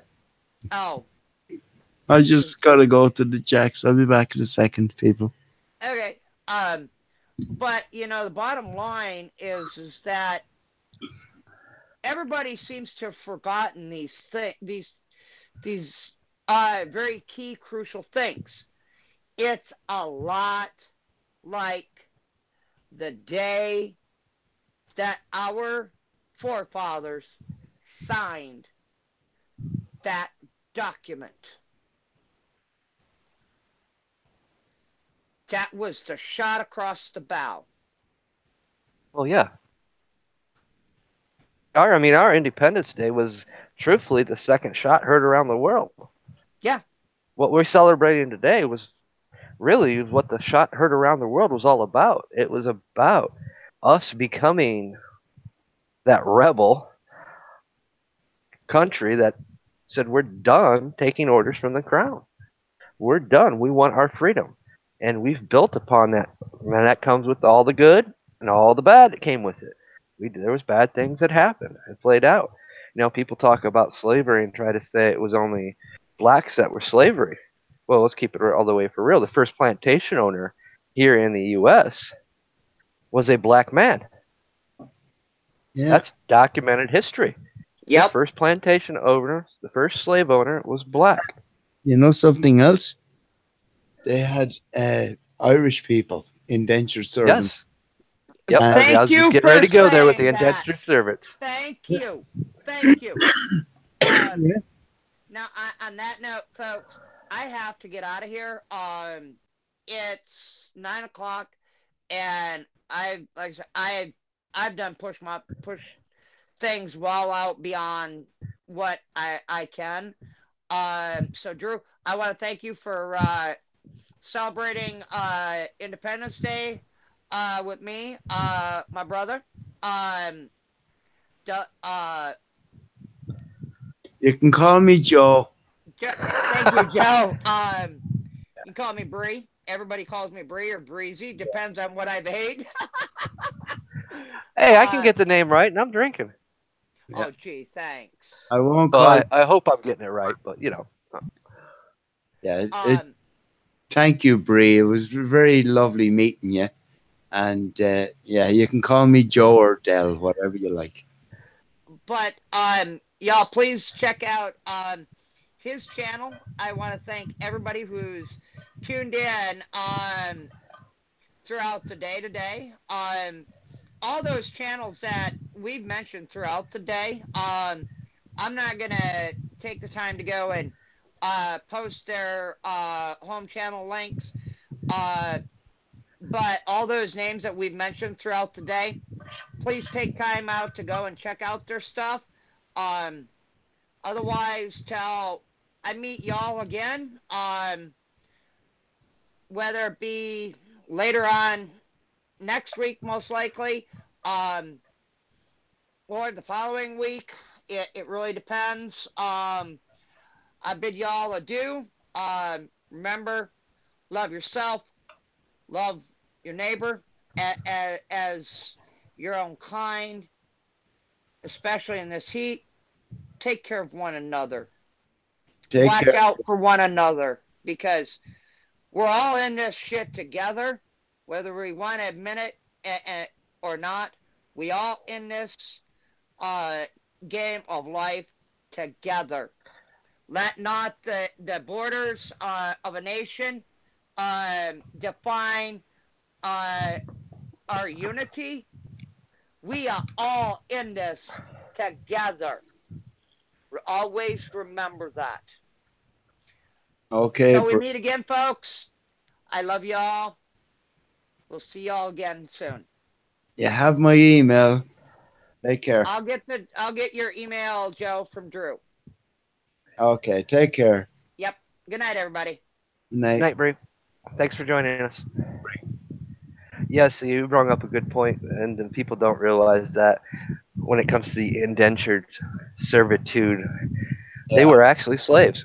It was people that couldn't afford to come over here, families that couldn't afford to come over here, so their passage was paid for, and they would go work for Yeah. the people to pay off the debt.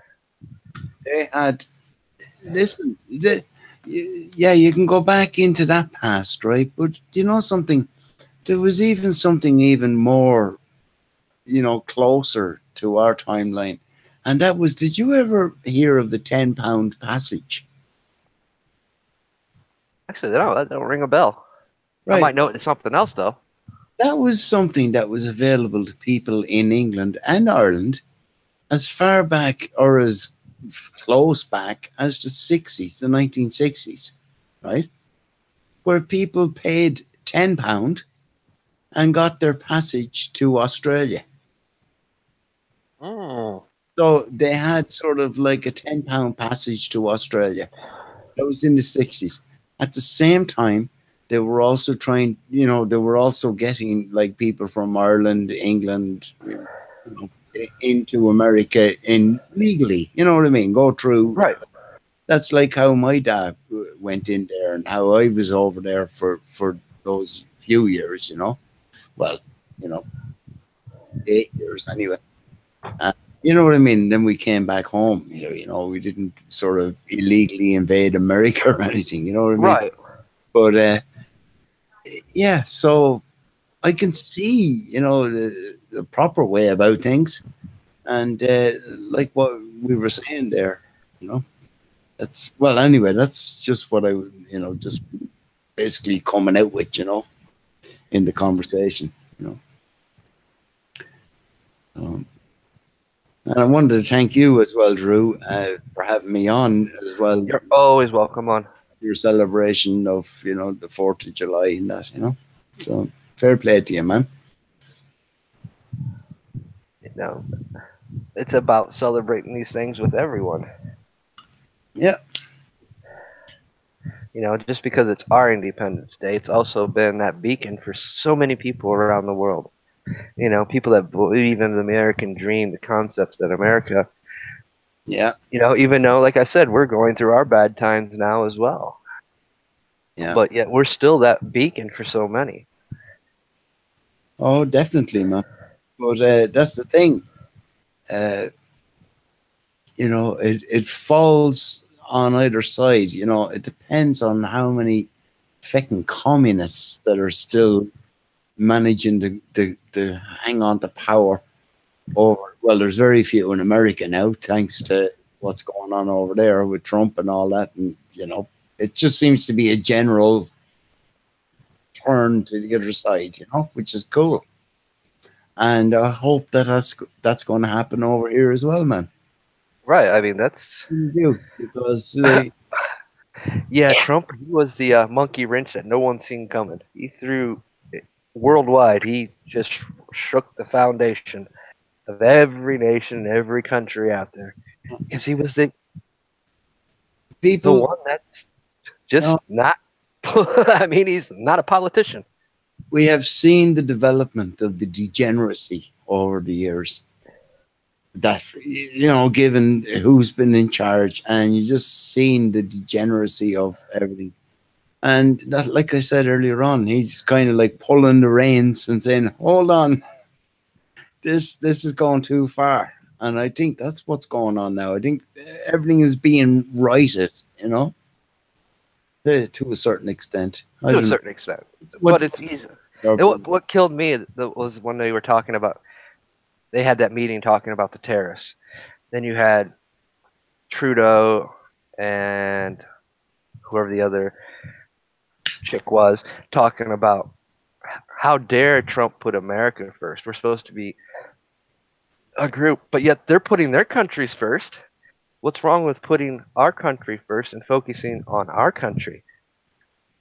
well, I I mean, mean, when you've got all those countries taken over by a little cabal of feckin' bureaucrats known as the EU, and they got, EU, UN. yeah, and then you've got your UN, and yeah, it's interchangeable. It's an anagram of itself.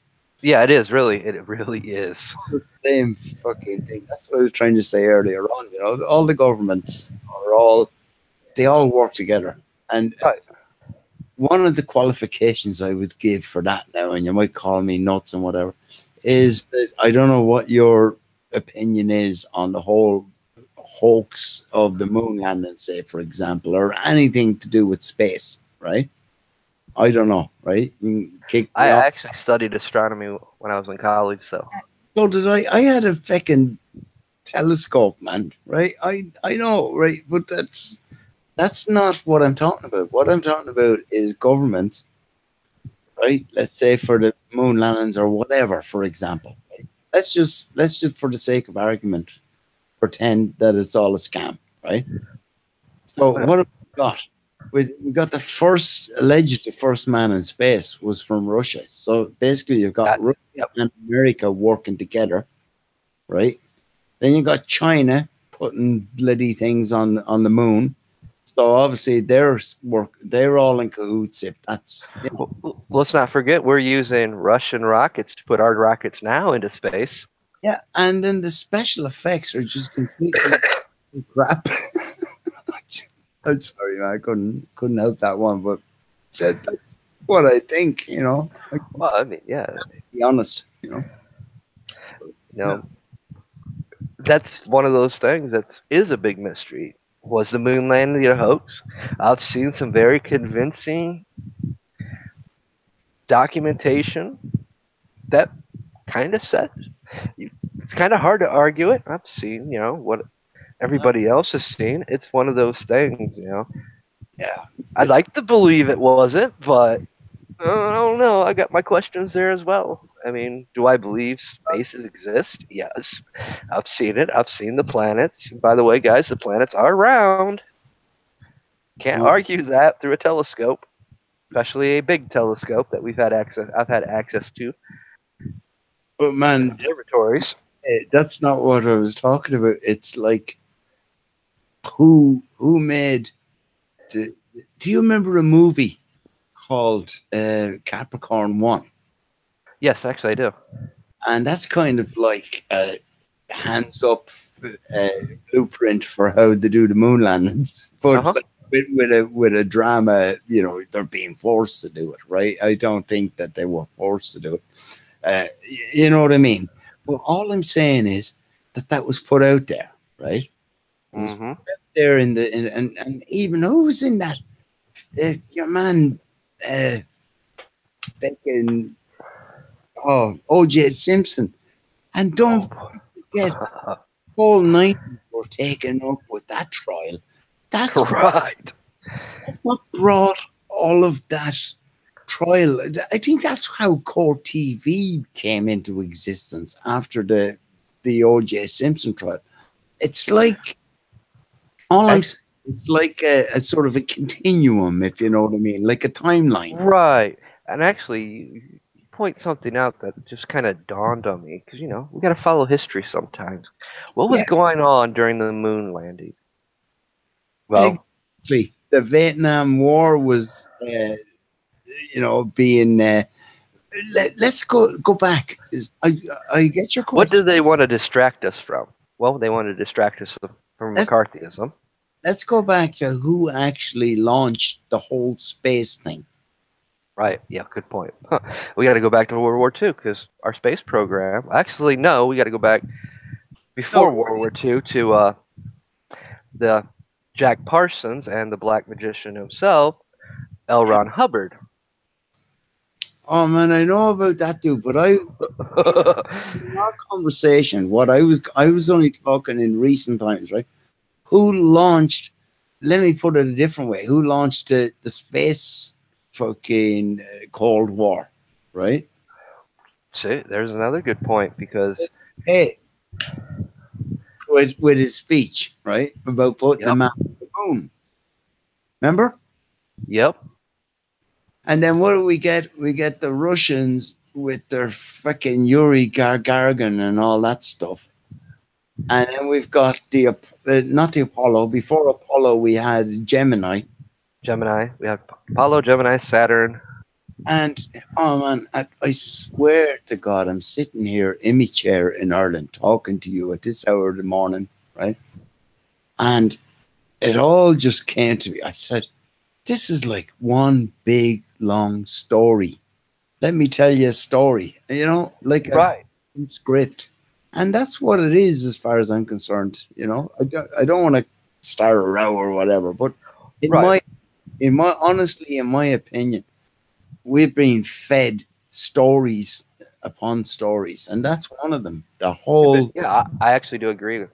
As you set back, because I've never questioned. Well, I've questioned some of it. I've questioned the moon landing myself, but I've also it's like the space, questioned. that's what it was, the space race. That Yes, was it was a space race, the Great Space Race, before the kind of Cold War. We had the space race, wasn't it? which then led into the Cold War.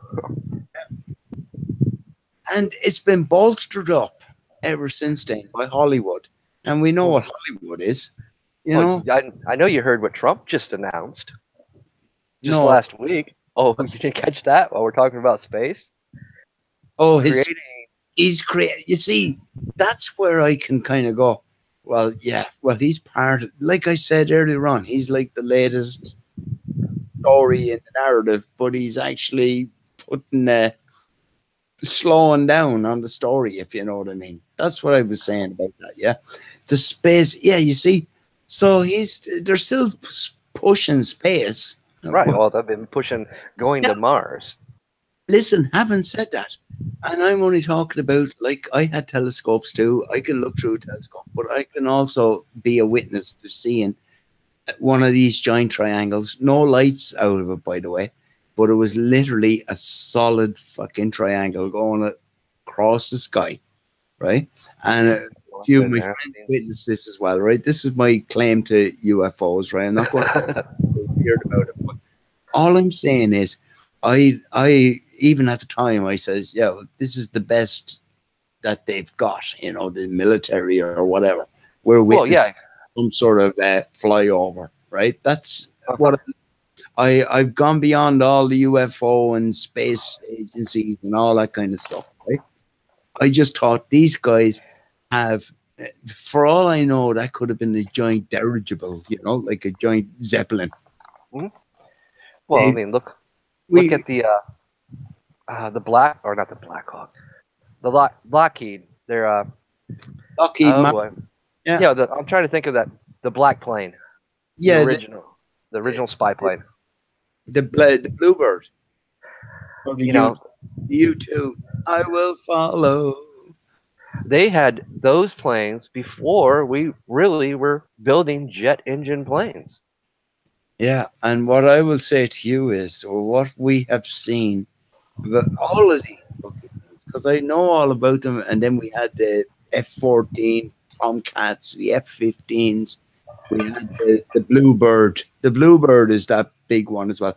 And then you had these triangular ones, the stealth bombers and the stealth fighters. Mm-hmm. At the same time, we were being fed fucking Battlestar Galactica, Star Wars, Star Trek.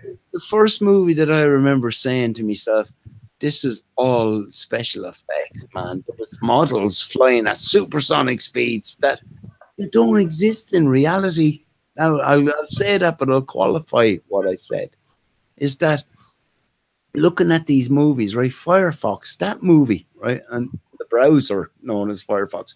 Firefox, yep. Remember that movie Firefox? I saw that Yes, in I do. time. It was feckin' Clint Eastwood, and he smuggled himself into Russia and stole one of their fighters, and it was connected to his brain, and he had his thought patterns. And that was in the 80s, man. Do you remember? Right. Yeah. But look at what we're using today. I know, I mean, but that is a very, very true aspect that Hollywood has done. yeah, everything we see in that concept are movies. They're movie things. Now, there's people that get into fighter planes and they can take off and fly around and blah blah blah. But I don't think it's to the level of what they give us in the movies, right? And the other thing I'd say about it all is that is the secret. That is the secret free energy, and it's right in front of our faces. And you know, it's not free because we all have to buy a plane ticket if we want to go on a plane. And I think that is one of the biggest secrets that's going on out there. Forget about all the other stuff that they go on about, right? No, because they want to push oil, nuclear power. I think that the standard jet engine, right? And that, like, I mean just your ordinary Airbus or your Boeing passenger plane. Those jet engines, I think that is the key. And I think what they do is you might use a little bit of jet fuel to prime them, but they work on compressed air. Yeah. And what they do is compress the air in, and nitrogen is the most part of air, apparently, according to them, right? And once you compress nitrogen, you can burn it. And I think they're using free energy. That's what a jet engine is. It's using, and you know, you got your turbines on the ground, you know, your electricity producing, and they might have an aqua turbine, you know, like a water turbine. I think they're using the same principle. I think they're just sucking in air and making free electricity. I think it's already here and we just don't even see it. Mm-hmm. What do you think of that, man? Am I mad? No. You make actually valid points. Yeah. You know, that's the thing. I know we get caught up when we forget to question things. I'm going to be interesting to hear what Caesar's little secret he wants to tell next. I would like to have a chat with Caesar sometime. Yeah. Caesar, actually, as he sounds in my phonetics. Yeah, I try not to do the phonetics because I'll butcher something. I'll butcher just a name off the rip anyway. Caesar, as in Caesar, that we would imagine or automatically think of in the sense of the Roman emperor. Right, and actually, or the character out of Planet of the Apes, right? Right. The way that Caesar spells it, it's Caesar. It's like it's the Russian. It's a czar, right? So czar, yeah. Czar. Because I've just looked now. I'm actually looking at the chat. Actually, no, I don't know what C or SCP is. It's actually Tsar. I would say it's Tsar Nicholas III. That's who is there. Honestly, I don't even know who that is. But if you already know him, and he's never told you that he's not called Caesar, or maybe he wants to call himself Caesar. I don't know, but I'm just doing a spelling lesson here. Don't mind me. When it comes to like certain languages and certain words, because some of the knowledge I have, I actually sometimes pronounce them wrong as to not to. Well, like if you were to pronounce his name, or if I was to pronounce his name phonetically, right, or spell it to you, I just spell S-A-R, Sar. Yep. And then Nicholas, you know how to say Nicholas. And then the third, right, 3 lines. So it'd be Sar. So it instead of like C, Zar, like you were saying, it's literally Sar, like S-A-R. Well, when you said that, it reminded me that the Z-A-R is actually pronounced Czar. As in, There you go. So so we'll wait for ours if he's not too long because I do have to go to bed soon, man. right? Brilliant I, talk. I've never heard of the Secure Contain project. Secure Contain project. Was that like Cube 1 or 2? I remember those movies in the beginning of the noughties.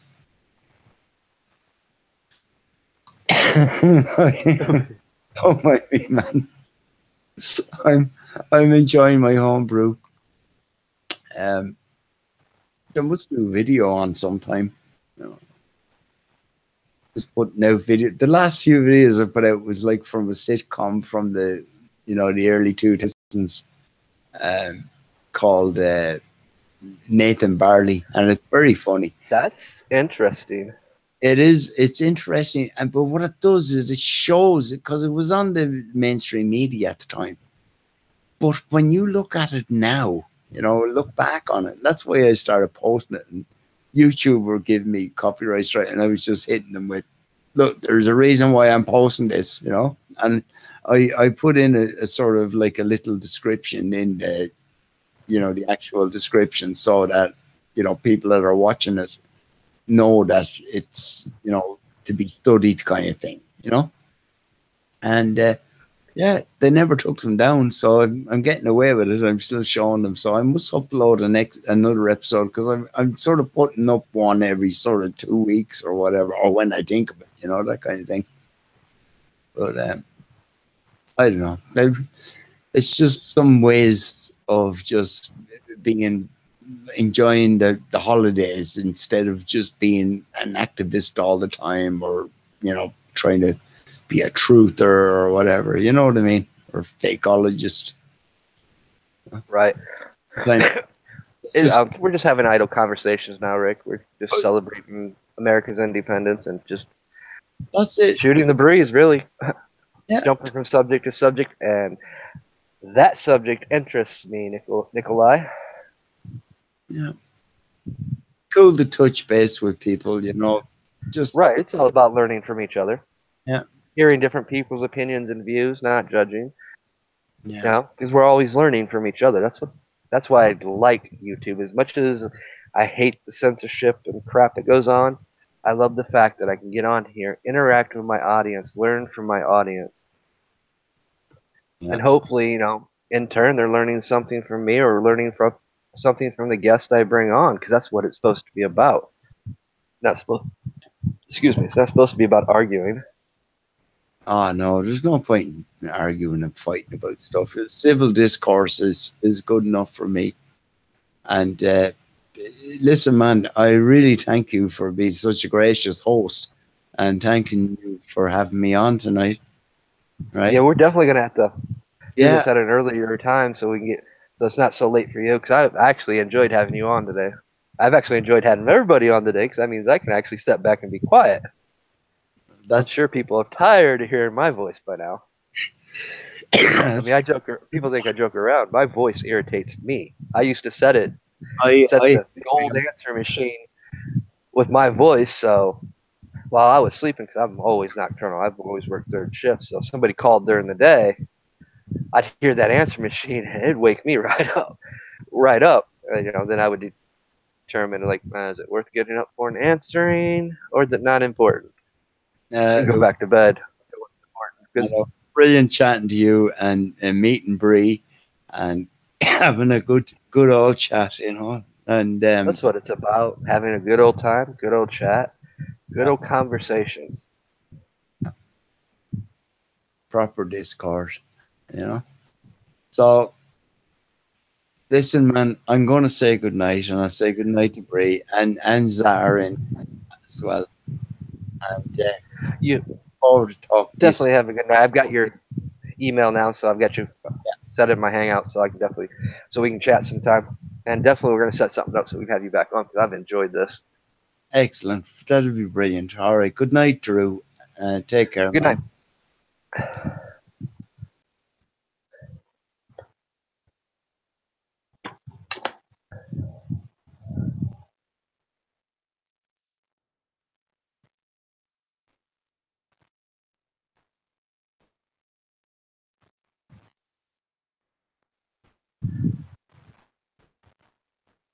I'm going to have to look into that, Nikolai. That kind of piques my interest a bit. Actually, more than a bit.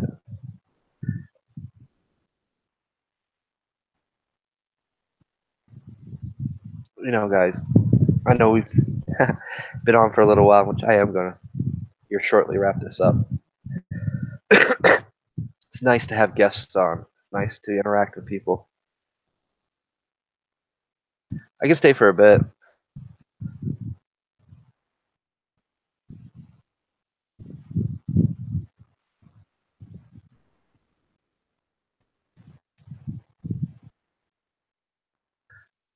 And it's, the very concept of our independence is what we're doing tonight. And what we did this afternoon and what we attempted to do before it got brutally interrupted. And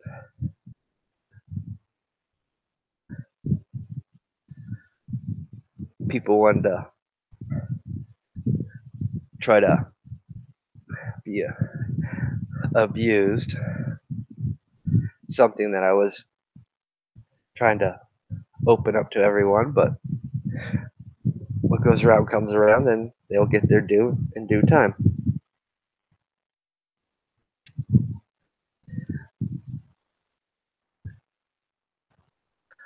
You know, I know there's a lot of crap that's going around all around the world. The key, for real, the key word today for me, on Independence Day, yes, we have freedoms, we have liberties, but it's about unity. It's about that unity amongst brothers and sisters, which, sons and daughters of liberty, you are brothers and sisters, no matter where you're from around the world, no matter what your walks in life are, paths, your beliefs, we're all brothers and sisters. We've forgotten that.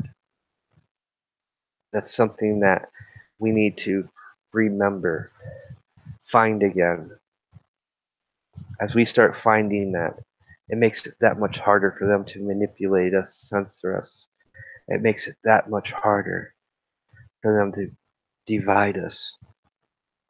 We don't need a major event to bring unity about when we have the very tools and power to do it right now. Tonight I've interacted with Nikolai from Russia, Delcroix from Ireland, Free Spirit Press that lives Wisconsin, I believe. My friend Rob that lives in North Carolina.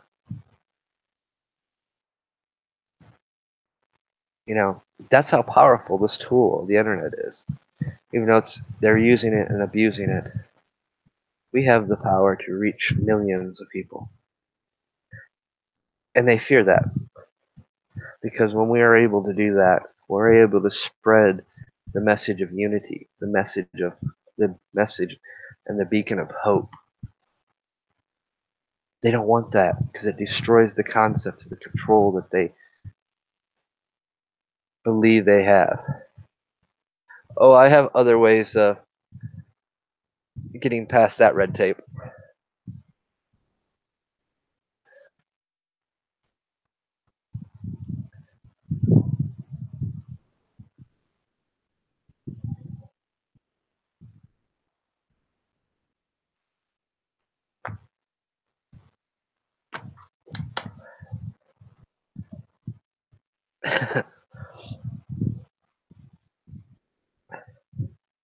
Especially now that I kind of got a general idea what you're talking about. Yeah, well, there's more than one way to attain information. I hear the conspiracy theories about the obelisks. Why not? We ventured down so many roads tonight. Why not just go down another road?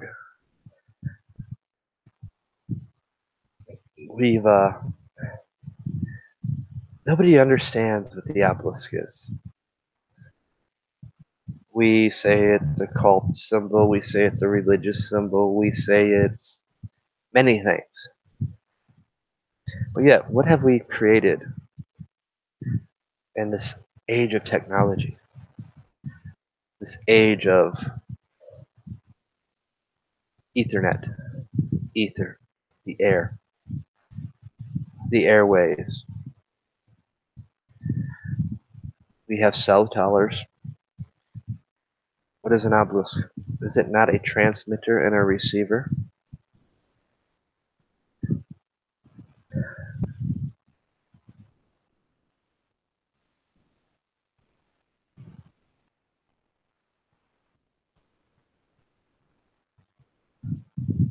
You know, so much history that's been lost, so much knowledge that has been hidden, so many pieces of the puzzle that's been scattered amongst everyone. War does never change. You are right, Nikolai. It's always the same thing, the same tactics.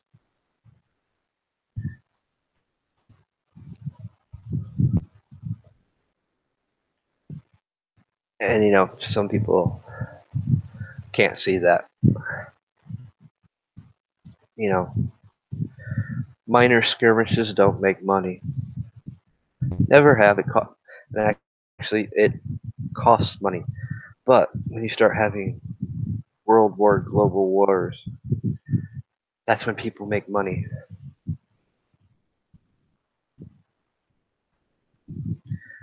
And unfortunately, it's the money doesn't go to the people, it doesn't go to the soldiers.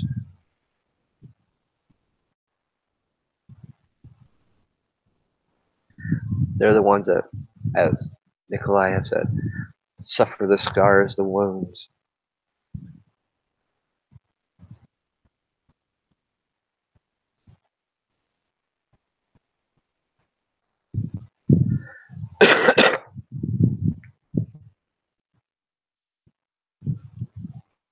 We live in a time and age where everything's at our fingertips when it comes to the digital network, when it comes to the internet, the airwaves, those frequencies and vibrations. You don't realize how many people we're able to reach, how much change we can actually bring about by just using our voice, by having conversations like we've had tonight. You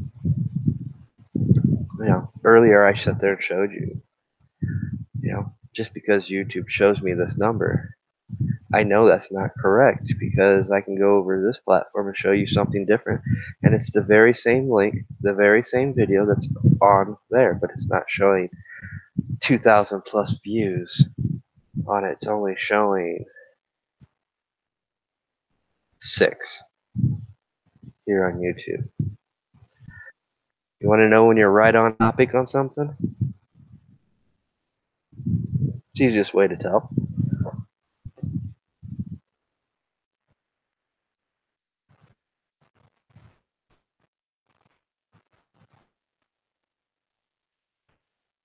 Yes?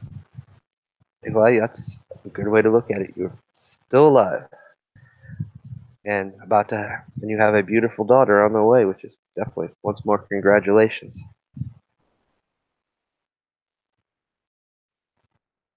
You know, as we're celebrating our Independence Day, we get to celebrate with Nikolai on finding out that his wife's going to have a girl. He's going to be a dad to a girl, which is what he wanted.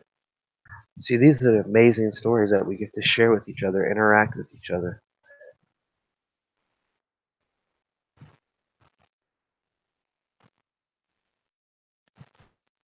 And we all can do it. It doesn't have to be heated arguments. We can choose to disagree, but yet we can let each other talk and hear each other's opinions. It's on our audience to decide. Yes, and you do have a 1-year-old son, I remember, right?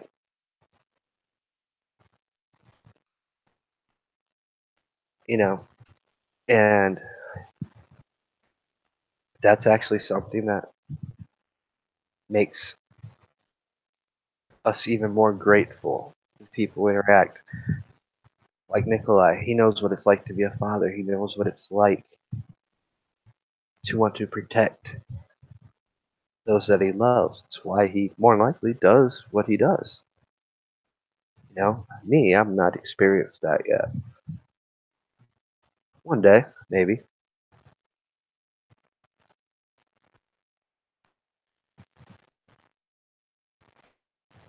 But yet I get to share in the moment with Nikolai. All because of this tool they give us, the internet.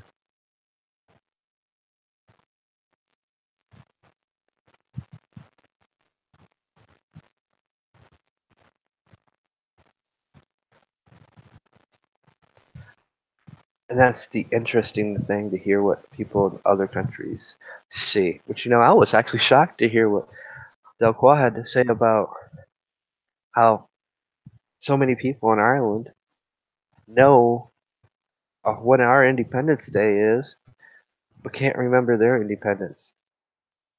That shows you how much of a beacon our country has become.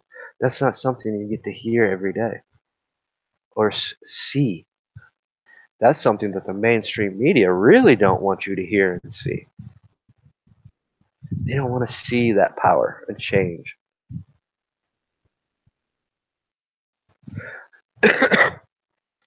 Yeah, you guys have had some serious problems with that little group there. I remember watching. I remember the one the horror stuff at that school, how they took the hostages and stuff. And you know, I've never understood why that group has so many issues. Well, yeah, you'd defend Russia, I believe, right? Oh, you're probably talking about where you were at.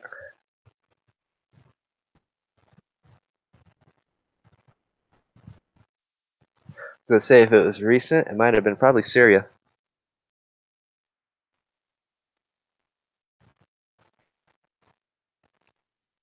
No? Iraq?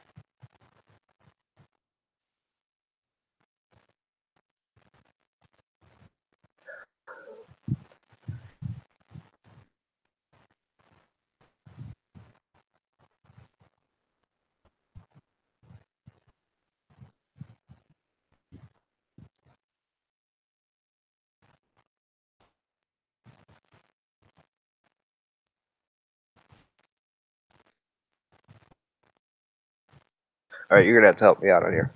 Is it a formerly, used to be formally part of Russia?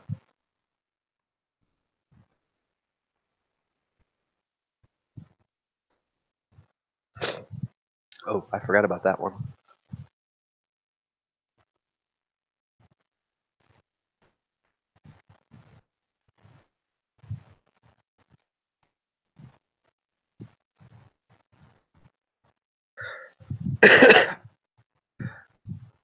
Interesting. Let's see. That right there just goes to show that some of the rhetoric we hear isn't true.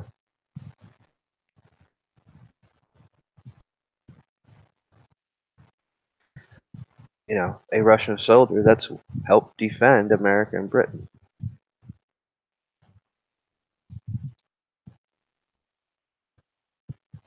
But yet that's not the narrative.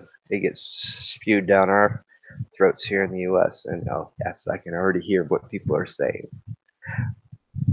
You know, and before you start throwing the labels out there, guys, it don't work with me. As I've stated, we're all fellow brothers and sisters, no matter where we're at in the world. I mean, I know it's happened. I mean, I've grew up around people, even family members that served in the military. But yet we get that deception crammed down our throats that they are our enemy. So many people have forgotten that they were our allies at one point in time, and that we still work closely together.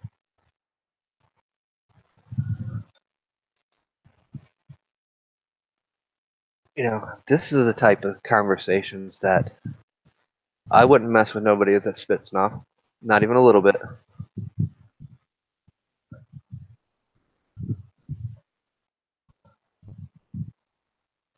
Just like I wouldn't want to go toe to toe with any of the SEALs or Green Berets or Delta Force.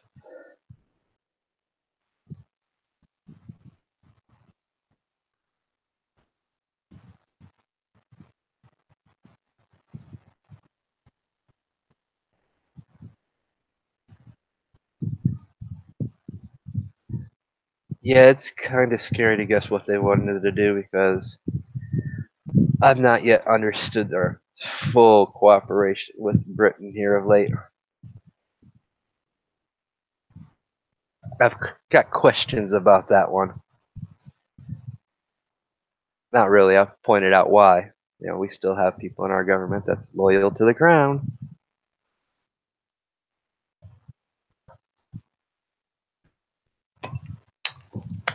I'm trying to think of. The last operations that come to mind that we worked with Britain. Oh, we worked with Britain, France, and Israel on that one. Would have been stuff that's happened in Syria here recently, or actually, I can't say that. I can go back farther now.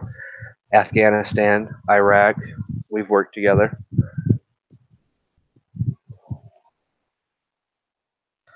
But people have forgotten that part. They've forgotten we worked with multiple groups of soldiers from different countries, including Russia and Iraq.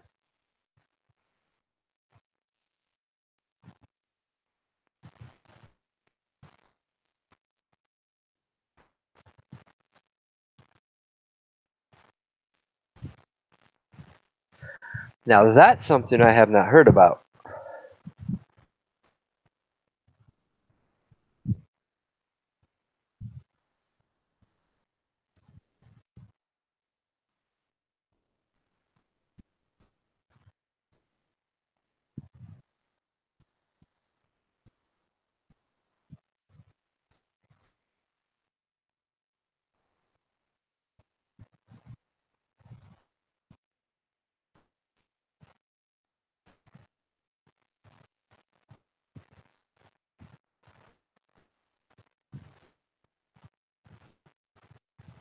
That is interesting. That's something I'm going to. Well, I'm sure there's all kinds of red tape on that one to dig into.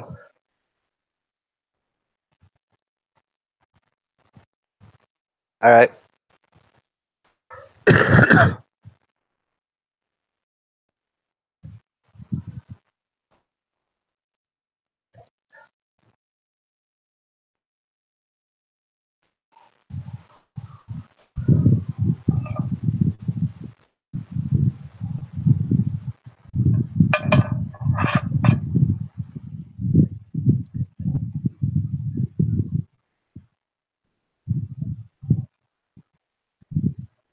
Oh, I'm sorry to hear that.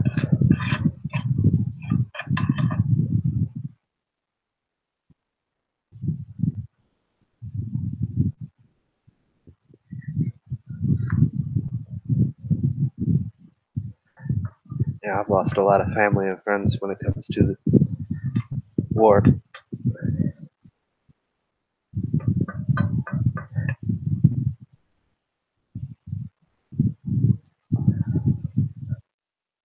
As I know many other people have.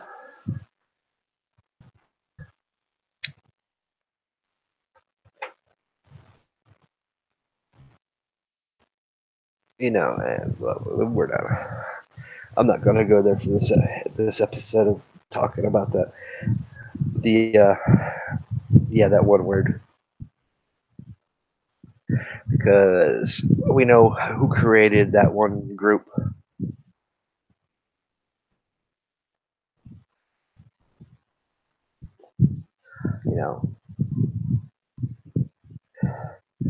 But that's the other thing, we do honor and respect today.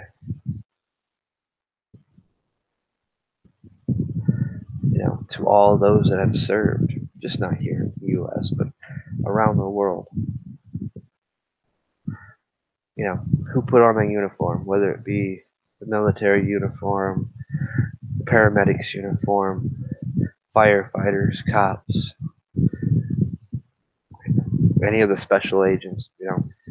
We think of them because they are the ones that are supposed to help protect our sovereignty, protect our freedoms. The ones that are all supposed to be in harm's way before we are in harm's way. I know it doesn't always work like that because we do have our bad apples that tarnish things.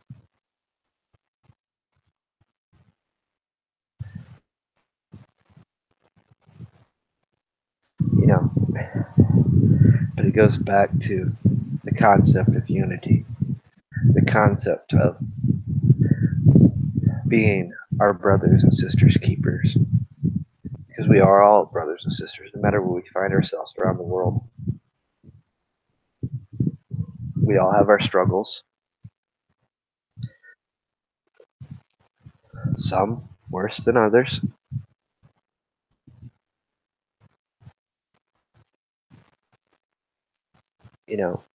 As they're trying to sow a summer of discontent and violence, we need to sow the idea of unity. We need to teach people. We need to unify. Realize they can't use race against us. They can't use politics against us when we are all brothers and sisters. That's why they work so hard at keeping us pitted and divided. Because they don't ever want us to be unified. And being unified doesn't mean we agree on things. Because we're never going to always agree on something. That's part of being human. That's part of growing and learning and experiencing things.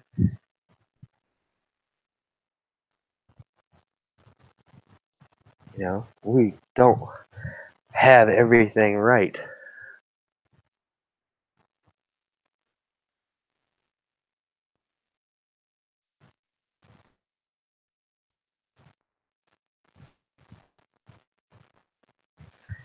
Ouch.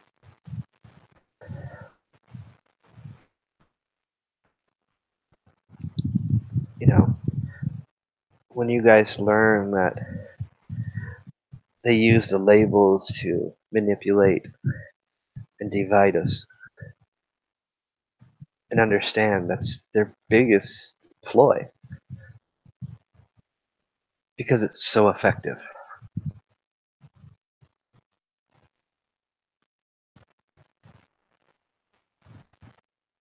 And it works.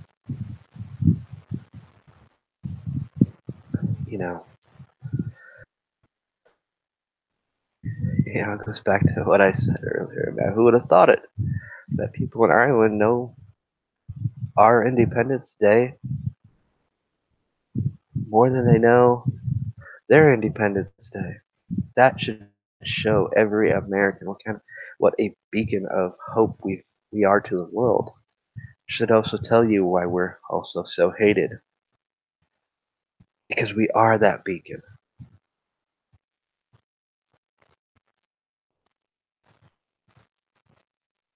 Which is why they do everything they can to divide us, to pit us against each other.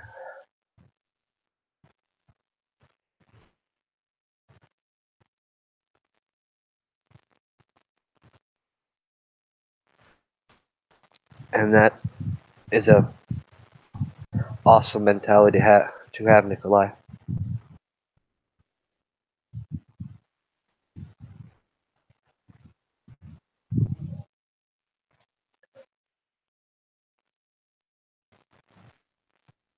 That's why I have so much respect for all the soldiers out there.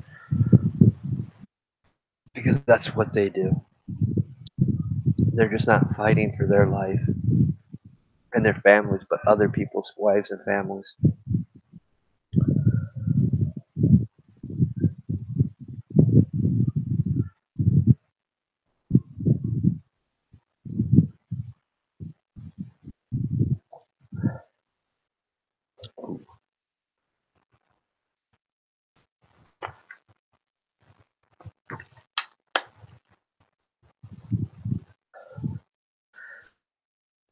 You know,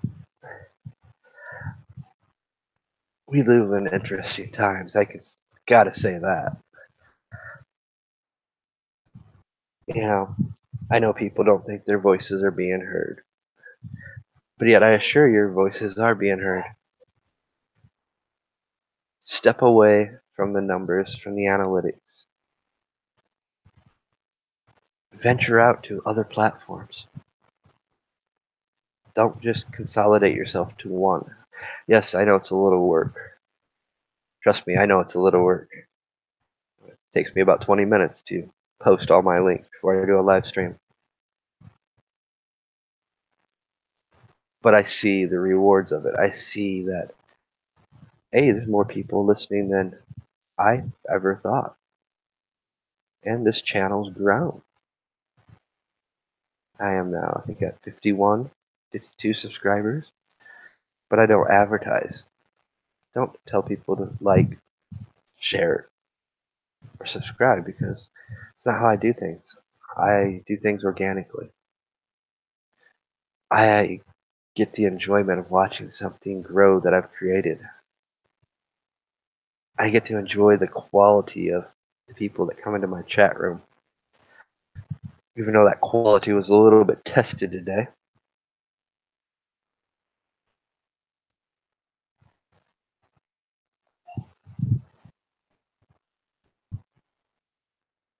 But lesson learned on that one.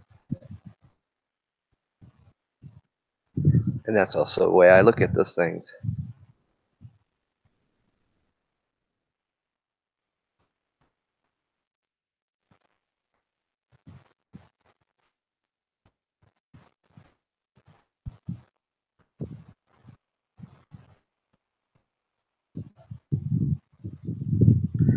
You know, when we make mistakes, we learn from them and we make sure they don't get repeated.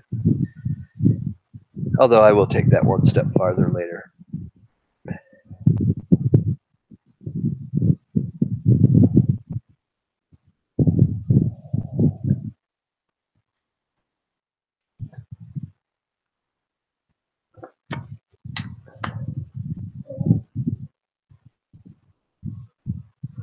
Oh, Nikolai, I would have been the same way on that one.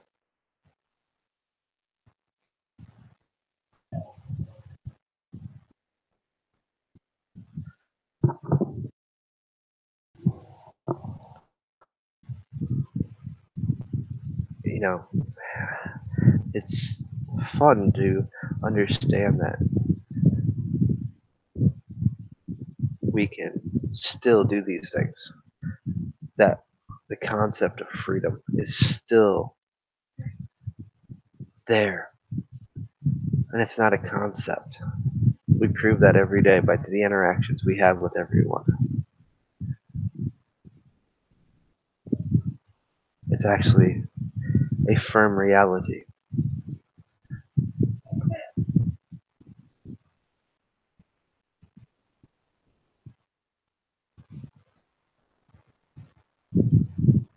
Yes, I would love to be able to see a day where we didn't have wars.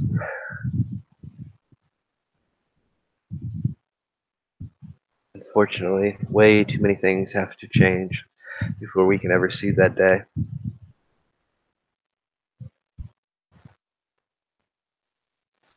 And we kind of all know the sinking reality of that to achieve that. What has to go about to achieve that. You know. But it's, you know, there's a time and place for everything. Right now, that time and place is trying to spread the message of unity. It's needed now more than ever. We need to be spreading it, talking about it, to counter that narrative that they keep pushing to incite violence, to cause unrest. How they want to keep pushing the word civil war. Because it won't be a civil war, guys. You can get that stupid notion out of your heads. That's the illusion. It will be it'll be on a far bigger scale to where we'll be fighting for our very sovereignty.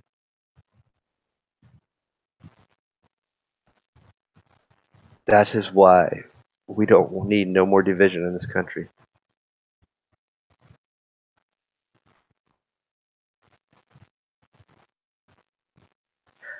Damn.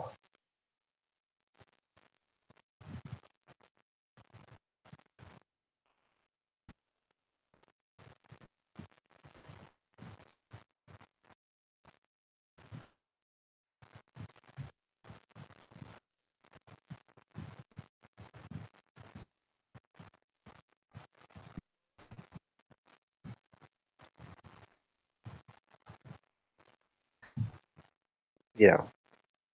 We need to start pushing more that we're all brothers and sisters.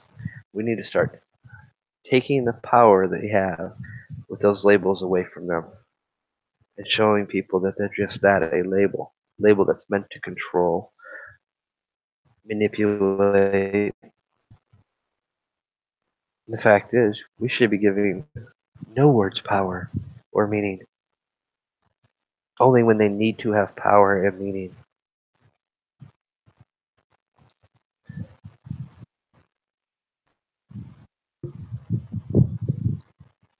As much as I'd like to say the internet is one of the greatest tools we've had, it's also one of the worst tools we have.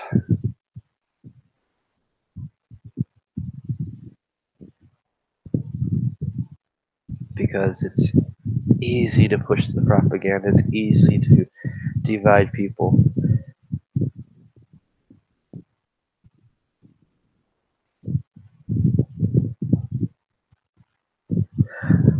I definitely feel your pain there, Nikolai. And there's so much more that's involved in that whole system there. And that's not going to be a system I'm going to cover on this channel. Maybe one day, but not in the near future. Because so many people aren't ready to hear that. They don't want to really know what they've been given. And most wouldn't believe it anyway.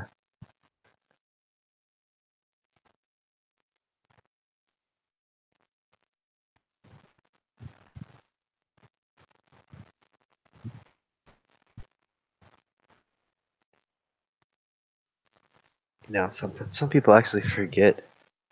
We talk about propaganda so much, psychological warfare, that we forget that so many wars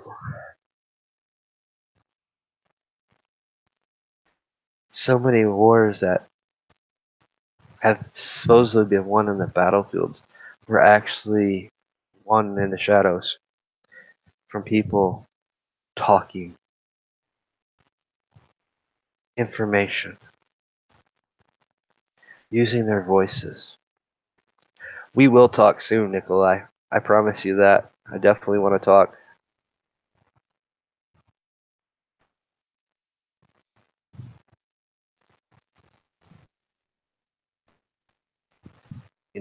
We forget about the things that happen in the back end of things because that's not what's ever focused on. And we're having that happen today right in front of us. There's no mystery behind that. I mean, it's almost blatantly in your face.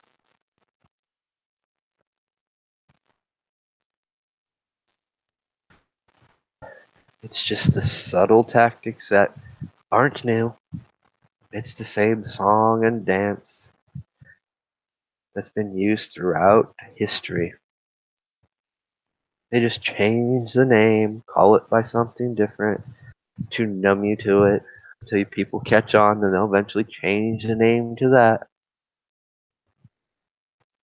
They'll find their distractions to make people forget about it.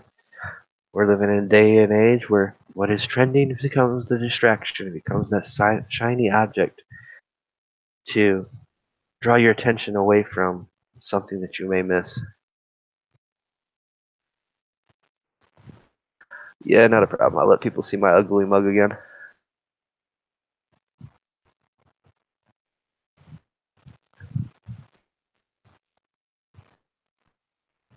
Oh. Okay, there it goes.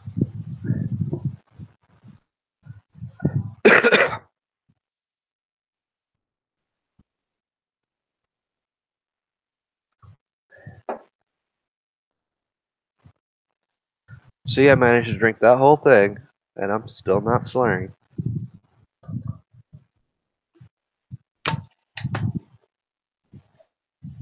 Actually, I'm not even buzzed, which is surprising. Consider how long it's been. Oh, I used to, Nikolai. I've gotten out of the gaming.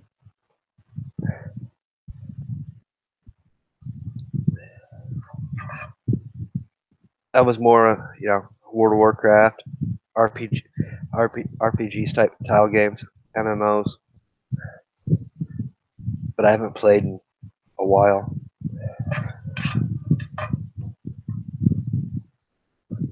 Once in a blue moon, I'll pick it up to use it as a distraction. Because sometimes distractions are needed when we are subjugated to so much information about bombardment. Yes, I'm actually a big fan of WoW. At one point, because I did arenas and BGs, I was ranked in the top 50 in the world when I was actually gaming.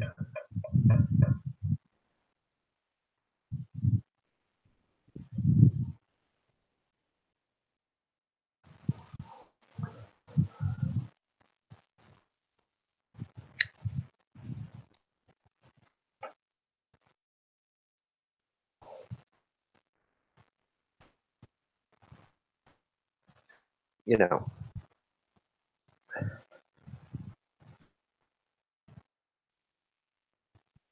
I think you guys will figure out I do like saying a lot.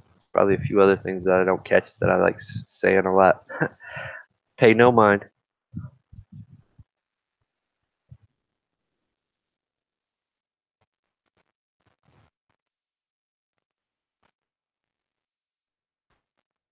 I played the last expansion, Legion. I've actually played every expansion that's come out.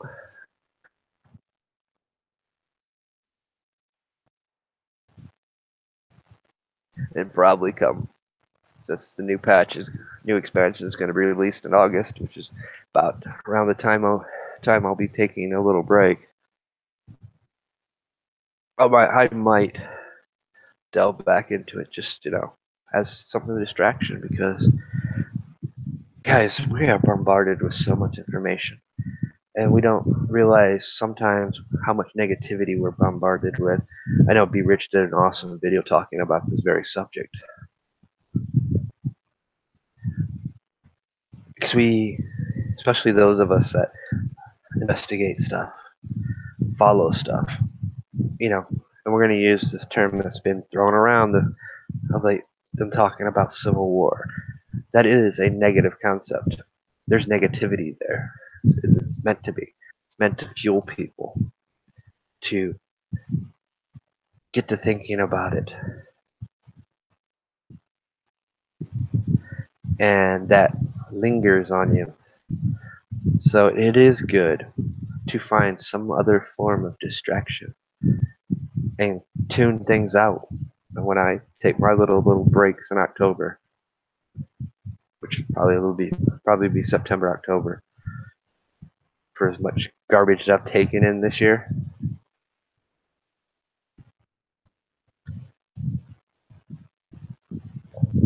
Consider I've already got a nice little warning about that. I need to chill. Some of the things I've been researching.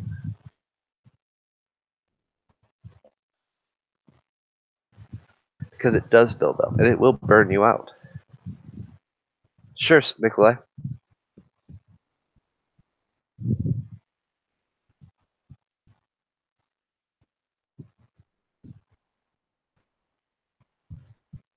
I don't care if it's just meditation or if it's going outside. That's why I tell people, go outside, take a break, leave your cell phones, leave any electronic device, just go outside and enjoy nature because it is needed. We need those little breaks from this stuff, even if it's just for a couple hours. You will feel a hell of a lot better. Some of us need a little bit longer breaks.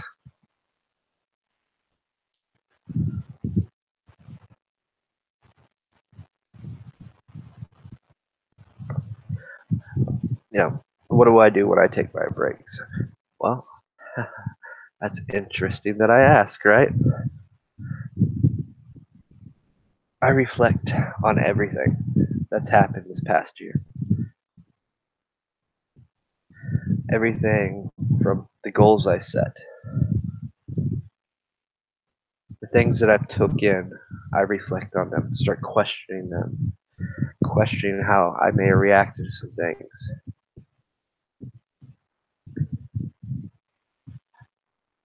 And filtering out the negativity, filtering out the things that were meant to mislead me.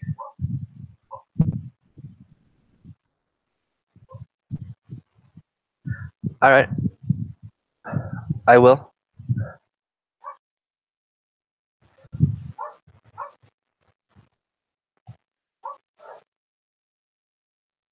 All right, definitely I will subscribe to him.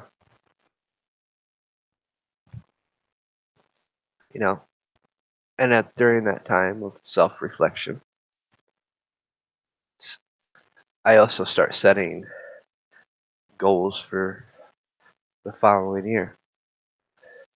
The things that I want to accomplish with the channel, things I want to accomplish in my life, the things I'm working to, that's been working to for the last 5 years now, which is my move back to North Carolina, my permanent move back to North Carolina.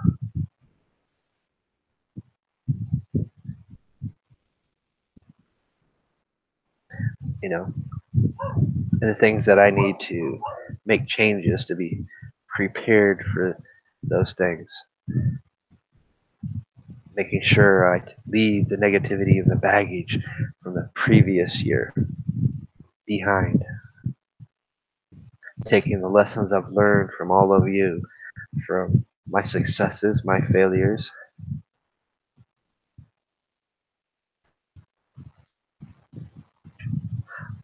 I will also check into him.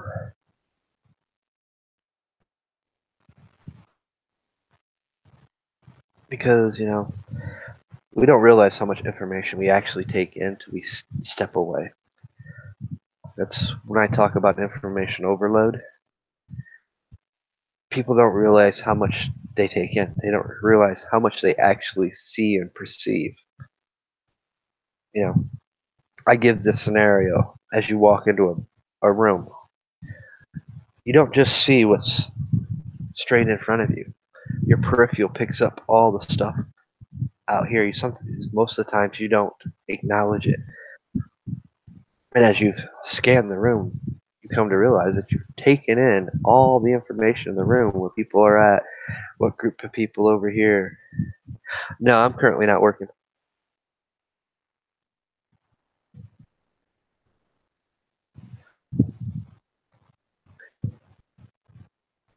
Where the exit is, you pick up everything that's in the room. Granted, you don't see it all head on, but all that information is gathered. And we sometimes don't pay attention to that until something happens that makes you see it. Remember, okay, the exit's over here, even though you didn't really look that way and see the actual exit there. Or you see the group over here, and for some reason you just want to stay away. Oh, I'm not sure. I'm a kind of a jack of all trades. It don't really matter where I work. I've done computer work, from building platforms, websites, to construction, welding.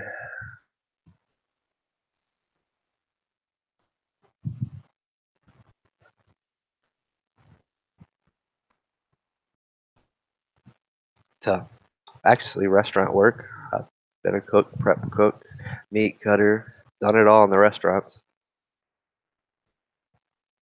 'Cause,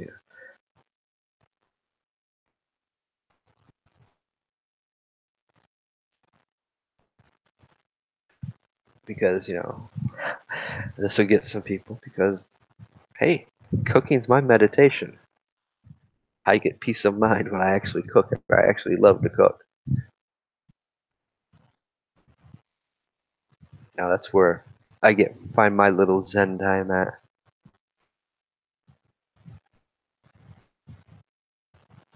Which, speaking of which, that's something I still haven't done yet today is eat.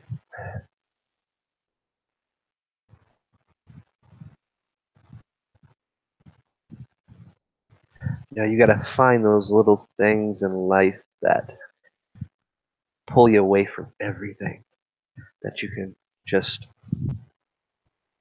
relax, not think about. Which, yeah, for me, that's the hard thing. But not be, but think about all that stuff you've been bombarded with. I recommend, like I said, I can't recommend it enough. Taking a break from these social platforms. Finding your time to just relax, reflect, think about other things. It is real healthy for you, and it will help break all that programming and indoctrination, brainwashing, psychological warfare, whatever label we want to use, that we're bombarded with every day.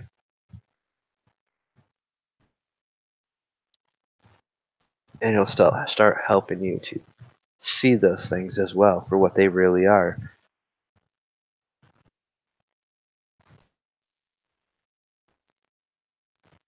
Nice.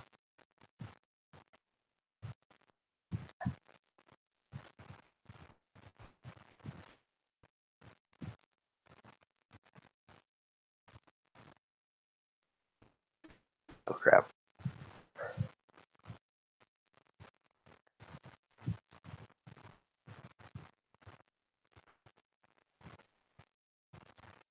Looks like I might have froze up here. Oh, there we go.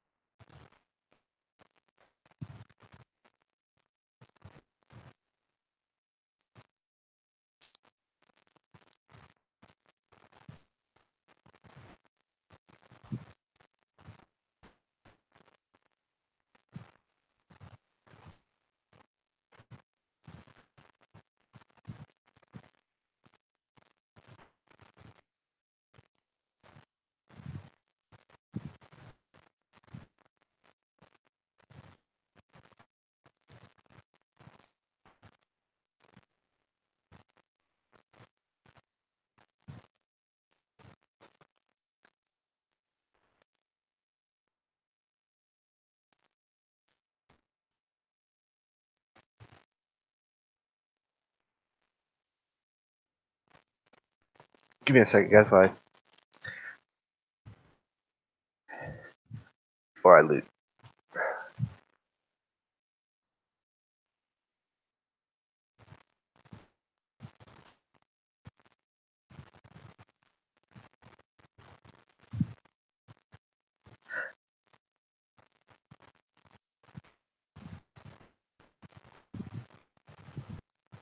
That is an interesting fact. Oh yeah, I was having a glitch because I froze up.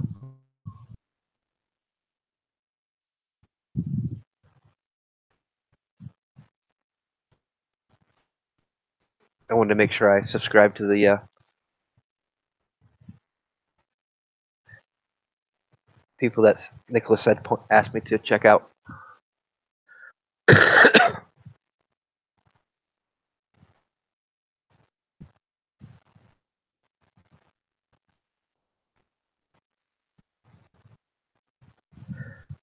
But I am gonna have to wrap this stream up because I am starting to get tired and I haven't ate yet.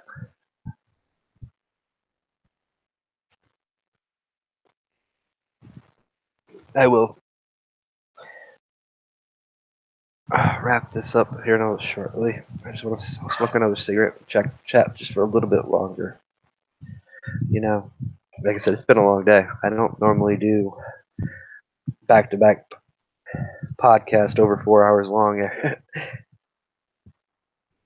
bad enough I do the 3 hour ones and such, but today was a special occasion. I like saving these for a special occasion because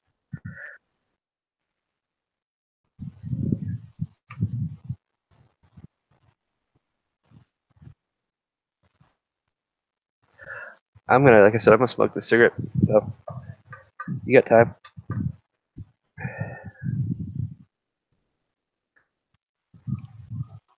In a sense, what I did today was a marathon, but that's much for everybody. That's why I wanted to do the open hangouts, allowing people to interact, to join us.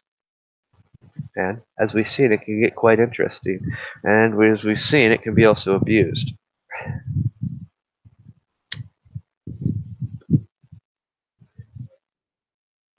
But that will be dealt with appropriately.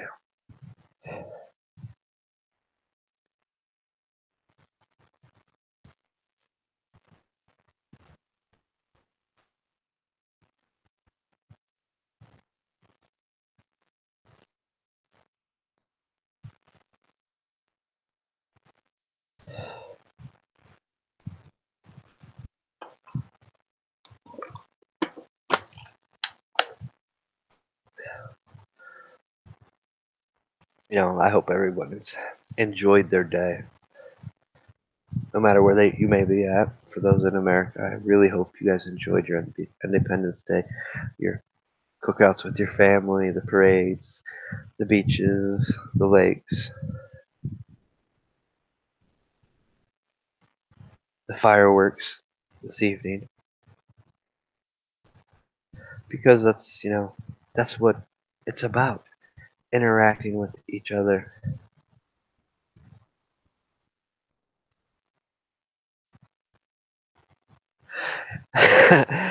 Yeah, all right, Nikolai, I will catch you later. I'm probably definitely not doing one tomorrow. I'm going to need to recover from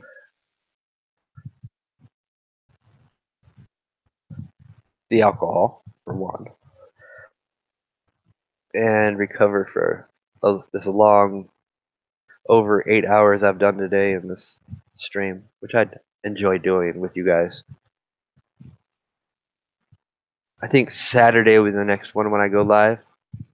It'll be back on, plan on hopefully, be on part 2 or part 3 of the broken systems, talking about our education system. Plus, I also want to set up something next week with Delqua at it, so we can get the right timing, and have him back on. I really thoroughly enjoyed chatting with him, hearing what he had to say. It was interesting, and I learned some things, as many of you did. Thankful for all the guests tonight, all those that have entered the chat, even thankful for the trolls that thought they were going to abuse things.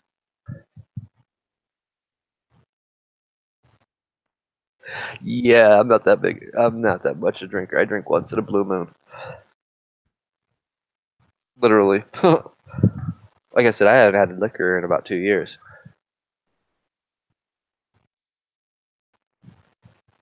I used to drink when I was young, before I was even old enough to drink. I still, especially this time of the year, during these hot summers, I still enjoy a nice cold beer. But I've seen my taste of it changed on that. It's actually, I've kind of started to enjoy more darker ales, and I never used to like ale. So,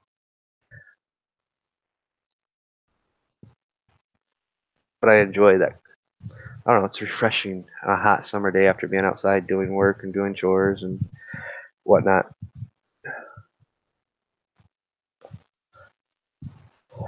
But today was something I wanted to celebrate with all of you, and decided to get into the cooking whiskey because I really don't like Jack. To me, it only has one purpose, and that's for cooking. But yes, it is. It's actually a big part of a lot of people's culture.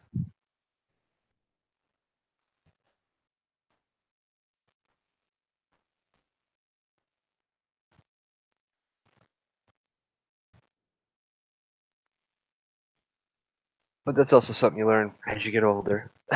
Moderation.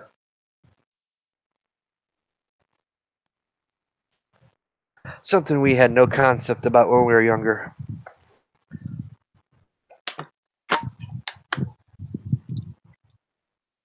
But happy Independence Day to everyone. Everyone have a good night. Guys, those that are partaking and partying, drinking, please get a designated driver.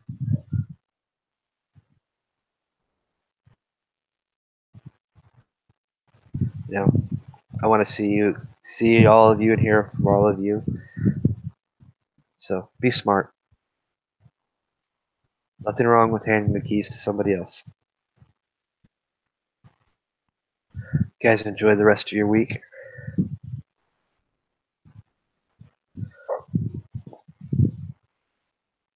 What do you mean? Is that how far you can throw the cap?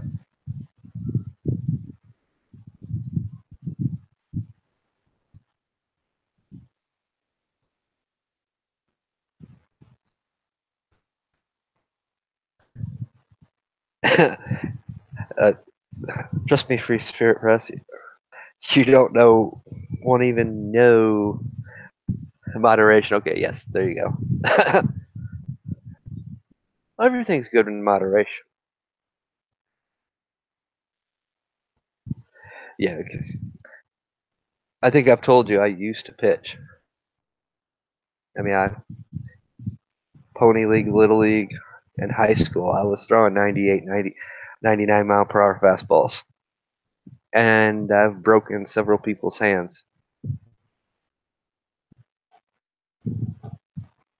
To the point where people do not like me playing the infield.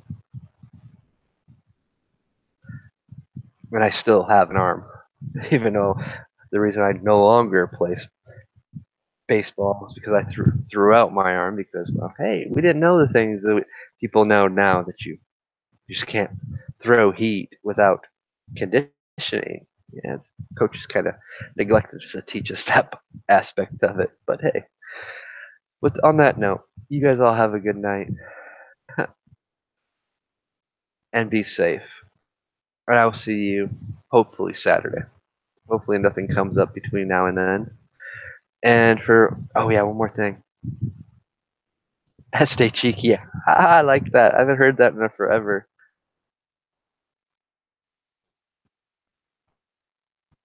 Oh, I'm not a vodka fan.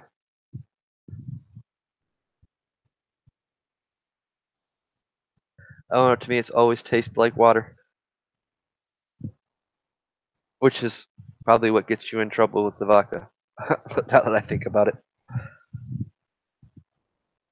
that's my other friend. He loves the vodka. I prefer the tequila or a nice scotch.